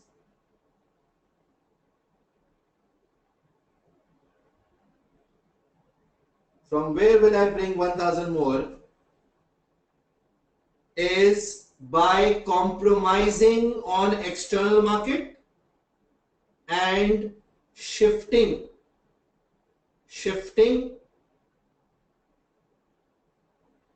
from external market. Shift from external market. How many units? 1,000 units. Shift from external market. How many units? 1,000 units. Are you getting my point? The way I'm explaining is perfect way. So 5,000 demand will be fulfilled by 4,000 spare capacity and 1,000 will be shifted from the external market into the internal market. Is the plan clear, everyone?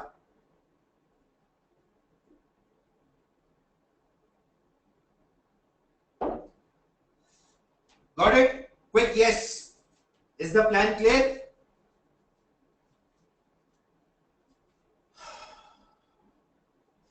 Okay. Now, let's work out the transfer price. Let's calculate the prices for these two. Now, let's work out the prices. Okay. What seller will want to quote?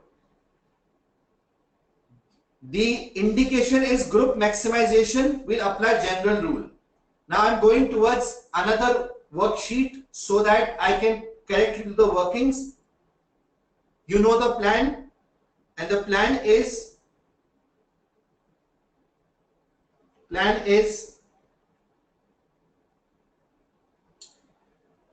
from spare capacity 4,000 units, shift from external market 1,000 units. Let's apply the general rule. And the rule is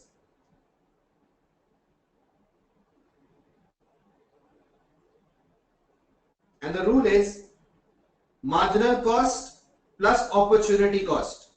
Okay. Let's first apply on these 1,000 units. How much it will cost to make a product for seller? The question says it will cost 4. Marginal cost is 4 plus. Will there be any opportunity cost for the seller by transferring 1,000 units? By transferring 1,000 units of external market into internal market, will there be any opportunity cost? What is opportunity cost? Loss of benefit. Yes, there will be opportunity cost. What is that? External selling price. At how much the seller can sell in the external market? Sir, it can sell for 10. Okay, 10. right? 10. How much is the variable cost? So it's 4. It's 4.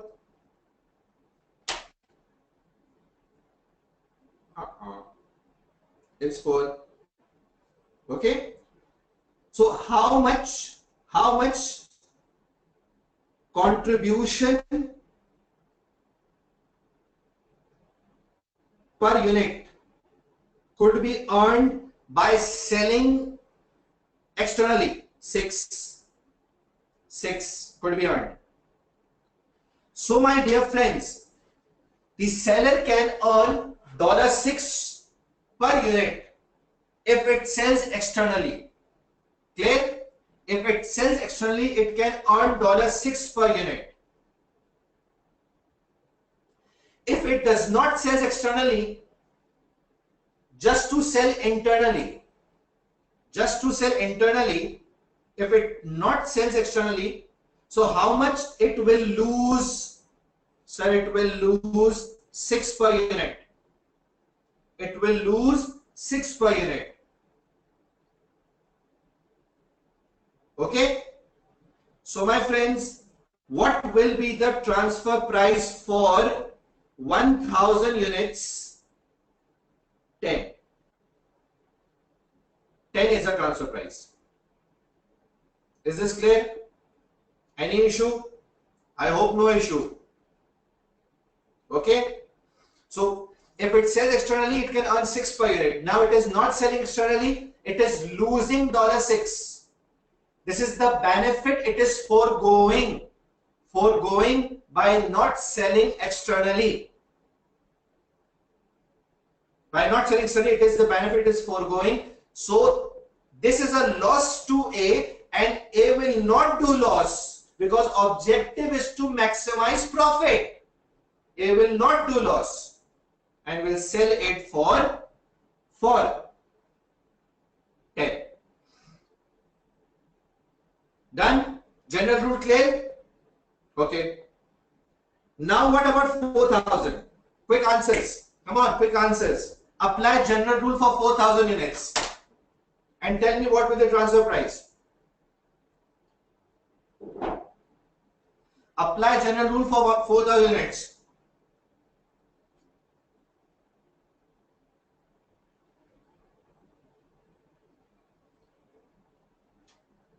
Okay, so the transfer price will be marginal cost plus 0. There is no opportunity, there is no loss because it was already spare capacity. So there is no loss here, there is no opportunity cost. So guys, the transfer price for these 4,000 will be 4. And listen, this is minimum 4. Don't you think seller will want to increase the price from 4 because that will earn him profit? But this is minimum 4 will be the transfer price.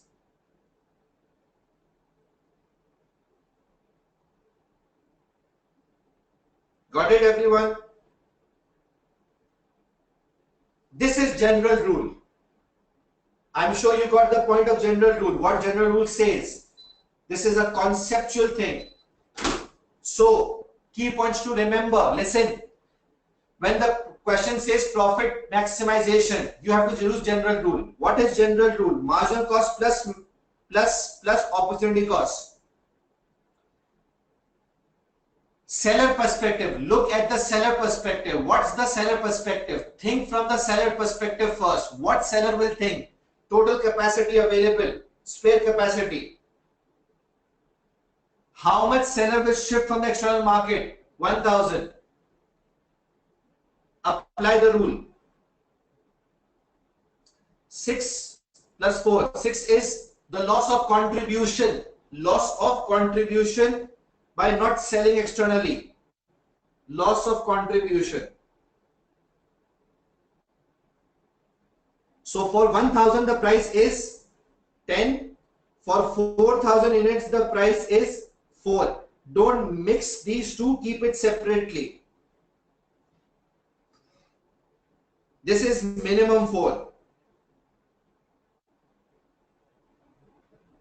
Getting my point? A quick yes for general rule so that I can move on.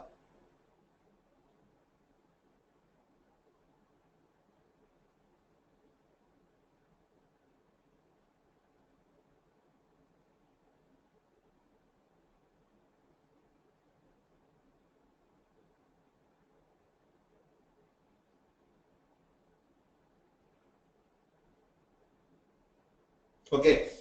So this is a general rule. The basic concept is quite clear, simple. If the word profit maximization is used, then apply the general rule. What I did here, I created a sample in front of you. Seller perspective has been explained to you. What is a seller perspective? I already told you. Seller perspective is, okay, seller perspective is that seller will first of all see its total capacity. After that, he will see the external demand. Then he'll work out the spare capacity. Then he will think how to fulfill the demand of internal. So then he'll see how much he need to shift from the external market. So he need to shift 1000 from the external market. Now, after deciding the plan, he will think of the transfer prices and will apply the general rule. And the general rule is marginal cost plus opportunity cost. So for these 1000 that he has shifted from the external market, marginal cost is 4, opportunity cost will be 6. What is opportunity cost? External selling price is 10, variable cost 6, 4, contribution 6. What they can earn from externally is $6. So the transfer price will be 4 plus 6, that is 10. 10 for the external demand that have been shifted. For the remaining 4000, if you apply the general rule, as there is no opportunity cost, so the marginal cost will be the transfer price. So these are the two separate prices you need to keep. That's why the question stated price or prices. Or prices. We don't have to add it. Okay guys? Clear?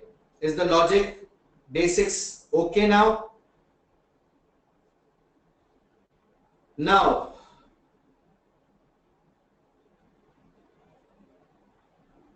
let's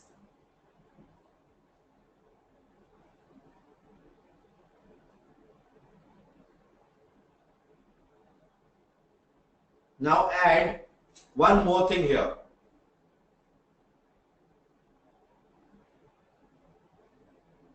And what's that? Let's now move towards the past paper.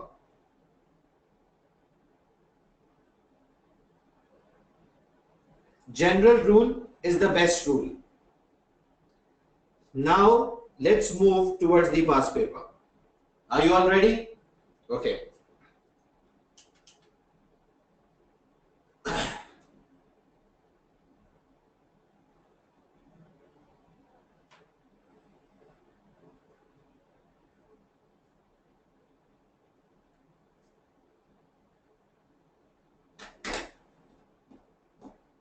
Nobody is leaving till 1:15 because this is a technical topic and I need you to understand each and everything in this topic. Okay? 15-20 minutes above is not an issue because this is technical. June 15 question. A straight 10-mark theory. This is tough. Let's make it easy for you people. Let's make it easy.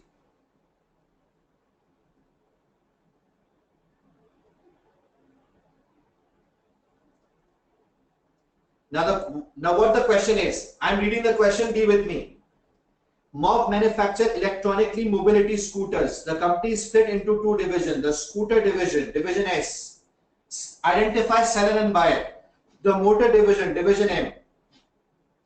Division M supplies electronic motors to both S and external customers. Getting my point? The two divisions run as autonomously as possible. Autonomy means they have their own powers. Subject to the group's current policy. Open your ears. Group current policy. We need to find out that division M must make internal sales first before selling outside the group, and division S must always buy its motor from division M. Now, what the group policy is? The group policy is that internal sales should be done first. Okay?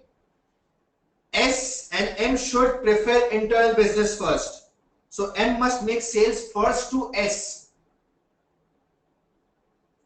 And S should buy first from M. This is the group policy right now. Let's see the details. Who is the seller and who is the buyer? However, this company policy together with transfer price which M charges S is currently under review.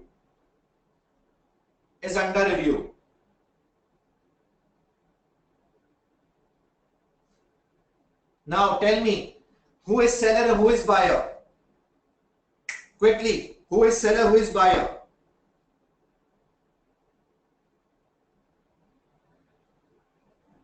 Okay. Now the seller is division M and buyer is division S. Got it? Let's see the details. Division S budget for the coming year shows that 35,000 electric motors will be needed. An external supplier could supply these to division S for 800. Now the question is very open. The question has opened the window for the buyer as well. Buyer can buy from outside for $800. Note the figure, $800. How much buyer requires is 35,000. Remember the key figures here. Division M. Division M capacity is how many, my friends? 60,000. This is what I did in the illustration. Details of division M budget has been prepared for the forthcoming year. Budgeted sales volume 60,000. Selling price for external sales is 850. Note down the figure. It sells externally for 850. Its variable cost is 770. Okay, got it? Now, the variable cost per unit for motors sold to division S is 30 per unit lower due to cost saving on distribution and packaging. It's very simple. Sometimes, my friends, when you do business internally, it leads to some sort of minor savings. Are you with me? So if they do business with each other, they get a $30 saving.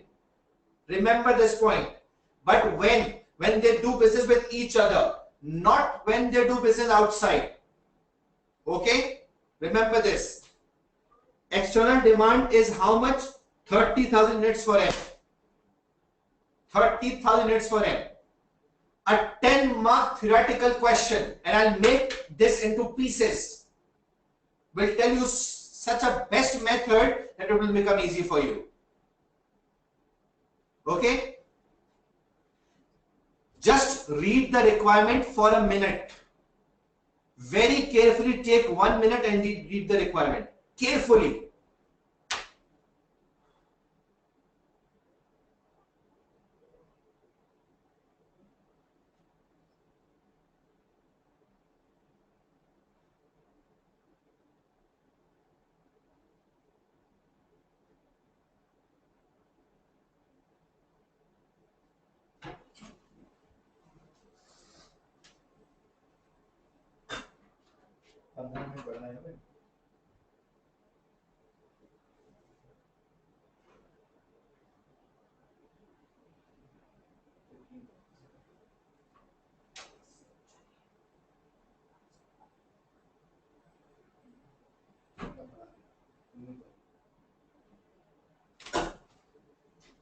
Okay. Are you ready, everyone? Now, what is the requirement? This is the toughest part, will make it easiest for you. Assuming the group policy could be changed. Yes, this is what examiner did. First, examiner told you the group policy. Later on in the question, it asked you that group policy changed. Now the group policy has changed. It gave you the liberty to change the group policy. Now don't think from the current group policy, because now they don't have to prefer each other, because it is assumed that group policy has changed. Getting my point? This was the biggest confusion that people did.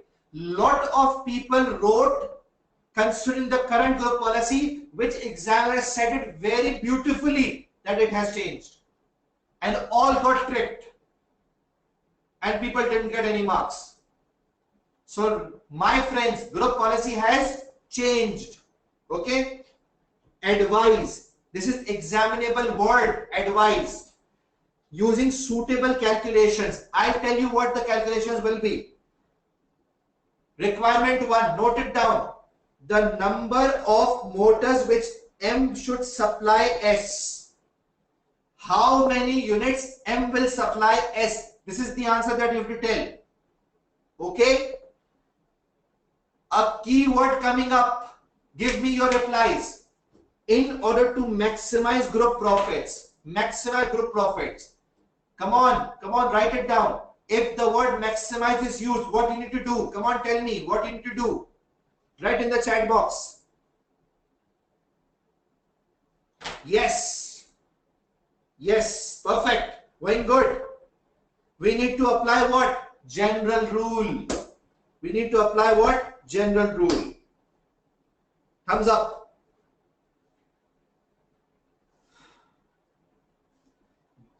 Now we need to apply general rule. Group policy had changed. You need to tell how many units M will transfer to S. Furthermore, see what is written. Recommend the transfer price or prices. See, it's the same requirement. Price or prices. Just have a look. It's the same requirement that I wrote here. Got it? Same requirement. Recommend the price of prices at which these external sales should take place. 10 marks. Everyone, you need to tell two things. I'm writing it down. You need to tell two things. You write it down. You need to tell two things. See at the end of the answer, it is done or not. First, we have to tell what? The prices and how many units. The prices and how many units. This is the answer that we have to give. And check the marks. 10 out of the world. It's all theoretical answer with supporting calculations. Come on. You want this to be easy or not? Tell me your opinions. Want it easy or not? You want this to be easy or not? You want it? So do give me the feedback once I'm done with it. Did it become easy or not? Do give me the feedback. Okay? Now, what you need to do in questions like these, where you need to use general rule, where it's written maximize group profits, do three things. Write it down. Do three things. Number 1, think from seller perspective. Think from seller perspective. Write it down. Then think from buyer perspective. Then think from buyer perspective. Then in the last, think from group perspective. Group perspective, seller perspective, buyer perspective, group perspective. seller perspective, buyer perspective, group perspective. Just follow these steps. So let's do it. Forget about drafting, forget about everything. Seller perspective. What's the seller perspective? It's the same what we did in illustration. What I'll write here. First, let's see the total capacity. Guys, what is the total capacity given in the question about seller? You also write in the chat box. Be with me. The total capacity is how much? 60,000. 60,000. How much is the external demand for the seller? Come on. Write it down. Write it down. What is the external demand? The external demand is how much? 30,000. 30,000 external demand. Okay. How much is the spare? How much is the spare? 30,000 spare. Agreed? Quick, yes. 30,000 is spare for seller. All agreed? This is given in the question, that you worked out. This is what you worked out. Okay? Now, think from the seller's perspective. What seller will do? Seller will think of the prices. What is the internal requirement? Internal requirement is how many units? Internal requirement is for 35,000 units. 35,000 units. Tell me the plan. How to fulfill internal requirement? Same as illustration. 30,000 will be covered from the spare capacity. Okay? Okay? And what about the 5,000? What about the 5,000? Sir, shift. I cannot hear your voice, so I need written answers. Shift from external market.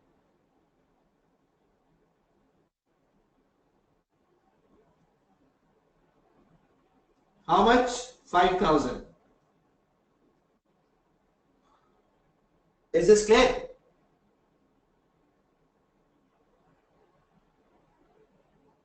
Is this clear, everyone? Okay. Now let's apply the general rule. Come on, you also calculate the transfer price with me.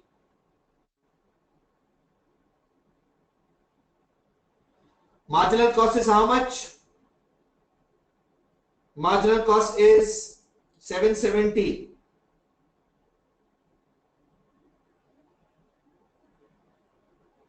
But don't you think when you will transfer internally, it will not be 770, it will be 30 less. It will be 30 less. So it will be 770 or 740 if you internally transfer it. 740, perfect, perfect. Be with me. 740 plus. Will there be any opportunity cost, guys? Will there be any opportunity cost? Yes, for 5,000 units there will be opportunity cost. So what will be that?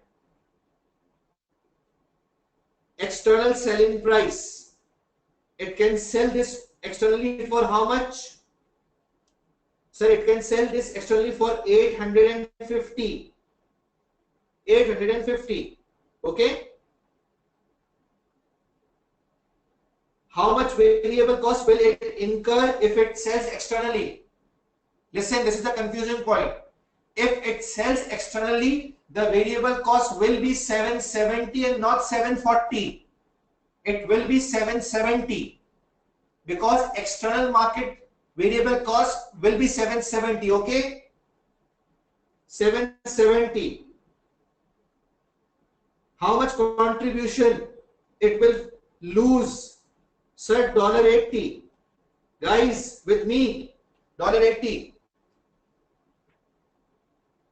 So 80 will be added here. So what will be the transfer price? 820. I'm shouting like anything. If you cannot hear, definitely this is a problem with your own end.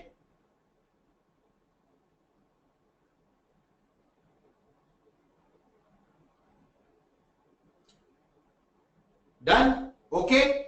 Thumbs up. So, external selling price 850, external variable cost 770, contribution lost 80. You add 80 with this, you will get 820. So, we'll offer 5,000 units at the rate 820. Done, guys? What about remaining 30,000 spare capacity? Tell me the price. No opportunity cost. Marginal cost will be how much? 740 or 770? 740, 770. Answer is 740. Okay, 740 because internal transfers. So it will be 740. Perfect? Done? So this is the seller perspective. Seller perspective is clear now. Seller will offer, listen what I'm saying, seller will offer 5,000 for 820 and 30,000 for 740. This is minimum 740 for seller. This is minimum 740 for seller. Guys, what do you think? Uzair, it's very simple, my friend. When you transfer internally, you got a $30 saving. That's it. It's nothing technical in it. So just deduct 30 from 770 to make it 740, brother. Okay. So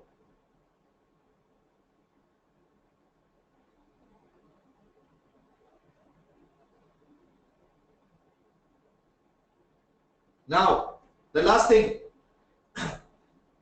For 5,000 it will be 820. For 30,000 it will be 740. But listen here, the seller will try best to charge 740 or more. 740 or more. Because listen, at 740 seller will not have any profit.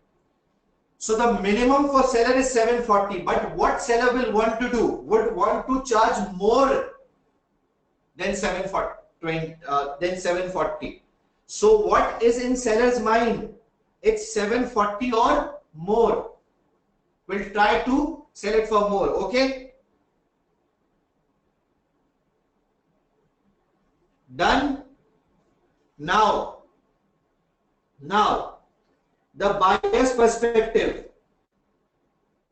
Listen, seller offered these to buyer. Seller offered these to buyer. So let's now understand what buyer will say, what buyer will react. Now come on, tell me, if seller offers these to buyer, what buyer will say? What will be the buyer's reaction? I need your answers. Come on, I need your answers. Get into the scenario. What buyer will say?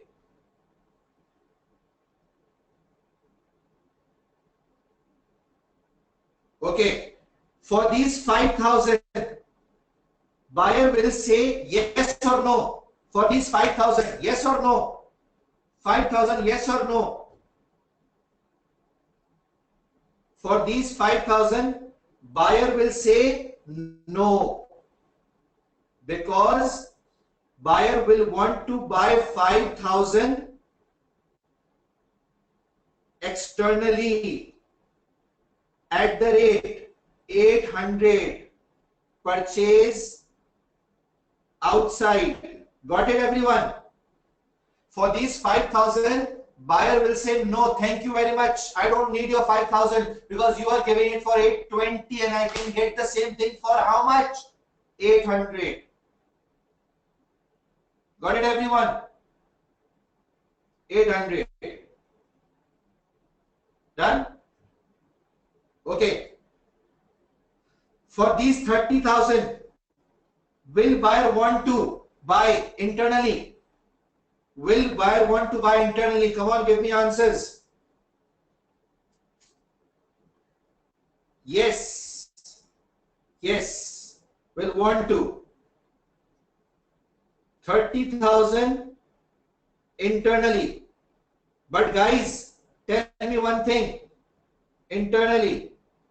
But at what price? What price buyer will be willing to pay for these 30,000 internally? Come on.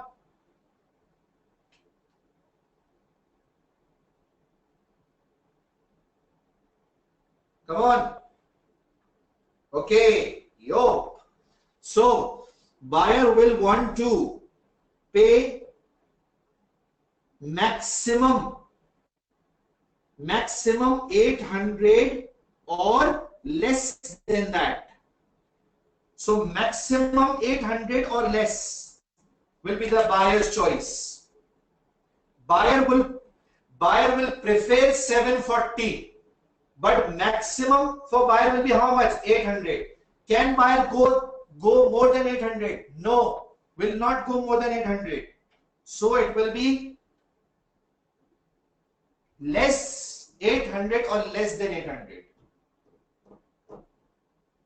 Getting my point? Okay. So for buyer it will be 800 or less. Guys, is this clear? 740 is best for buyer, but the maximum will be 800. Got it? Now, so you know the buyer's action. 5,000 will be preferred externally, 30,000 will be preferred internally, but for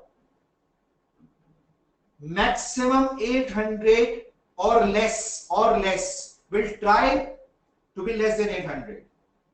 Now, the last thing, and we are done with it, the group's perspective.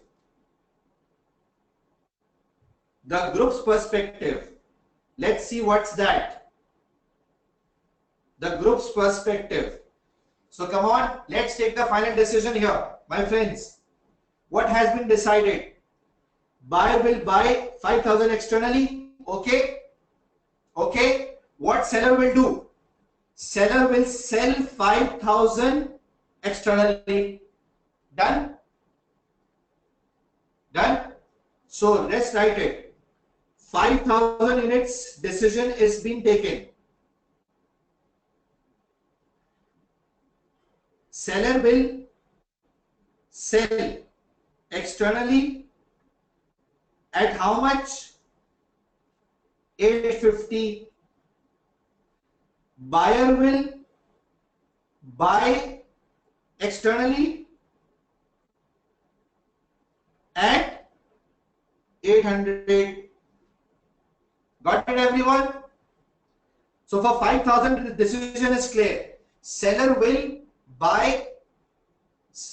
sell externally for 850.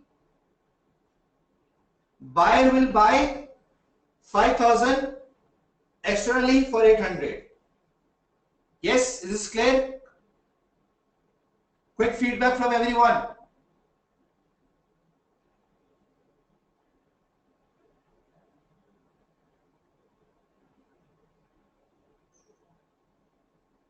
Okay. Now for the 30,000 units,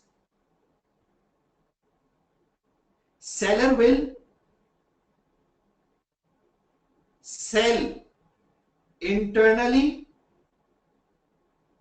Seller will sell internally, but at what price? Let's check here. Let's check here. Let's check here. Seller will want to sell for anything 750 or more. 750 or more. 750 or more. Got it? Manur Asif, this 850 is the external selling price that seller will sell for 5,000 units, because 5,000 units will be sold externally. So for 30,000, seller will sell internally at 740 or more. Buyer will buy internally. Come on guys. What buyer wants? For maximum 800 or less.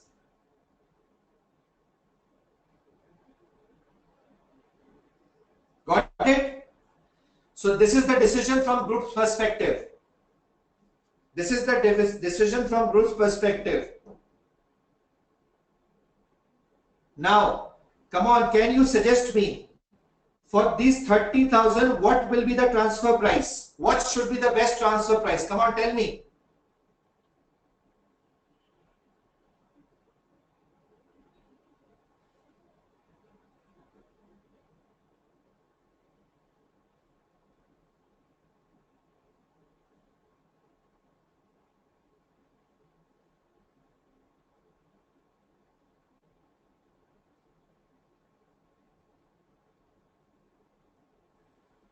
Okay, now I'm giving you the final decision.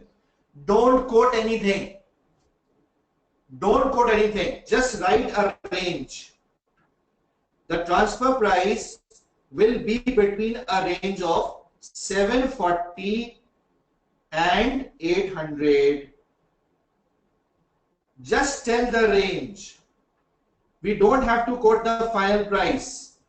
Just tell the range that it will be somewhere between 740 and 800. Guys, did you got it? Is this clear? Is this clear? Is everything clear to you? So the decision is done from the group perspective. Let's see whether it is the best one or not. Yes, listen what I'm saying. I need 5 more minutes here. Listen. From group's perspective,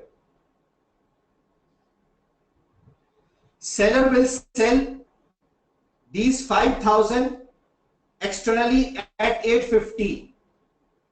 This will increase the seller's profit. This will increase the seller's profit. Okay. Buyer will sell. Buyer will buy from external market at 800 instead of 820. Instead of 820, buyer will buy at 800. Got it? So this is the best decision for both. These 5,000 units, seller will sell externally and buyer will buy from externally. Both are happy about it. These were the decisions that they took here. Listen. Okay. For the 30,000, both are willing to do business with each other. But seller will try to sell for 740 or more and buyer will try to buy for maximum 800 or less. Both will negotiate. Both will negotiate. And the transfer price, my friends, will lie between. Both will negotiate and the transfer price will lie between 740 and 800. 740 and 800. Did you got it? I tried my best to explain you. So this will lie between 740 and 800. Is this clear, everyone? Done. Now, the answer is clear. 30,000 units will be transferred internally. Okay, this is the final answer. And the price will be between 740 and 800. I'm winding up here. The transfer price will be between 740 and 800. This is best for the group perspective. Okay. So the technique is seller perspective, buyer perspective, group perspective. Seller perspective, buyer perspective, group perspective. Now the last question that comes in the mind, that how we need to write it down. So guys, what all I have done here will be written in a paragraph for theory. Will be written in a paragraph for theory. Okay? What all, this will be seller's perspective. What all I have done here will be written in a paragraph as buyer perspective. Got it? Last, what all I have written here will be written in a paragraph for group's perspective. For group's perspective. Just quickly see this.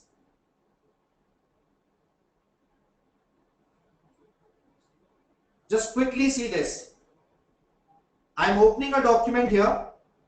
I've already provided you the answer. You just read out the answer at your home, preferably right now after the class goes in, and you will see the same thing which I've explained to you. Same thing that I've explained to you. Listen, discuss the seller's perspective. Think minimum one, 740. Buyer's perspective, and then group's perspective. Identify a range. I'm ending with the last point here. Listen. This seller perspective is written in this first paragraph. It's the same thing. And whatever is written here is what you have to write. It is the same thing that I have discussed there. And the workings are shown here in brackets. This is the only working you have to show. Okay?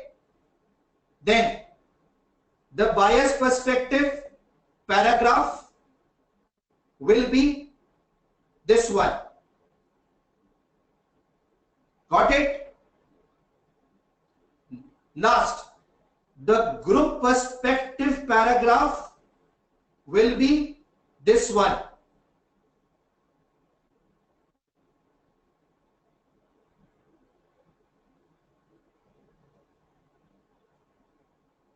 Done?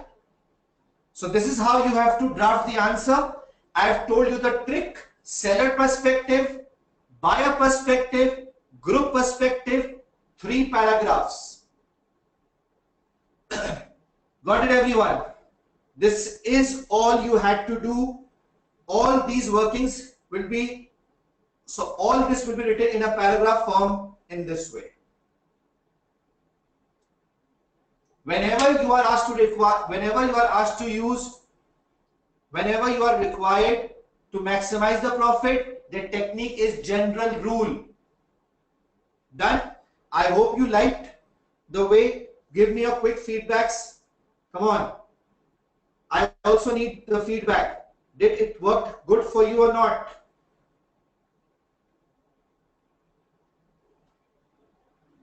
Guys, are you happy with the way it's all done?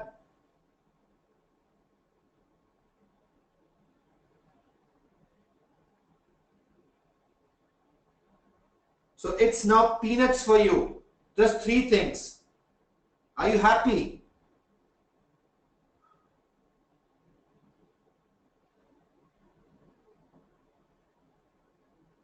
Thank you very much for the feedback. Whatever issues you have, do let me know.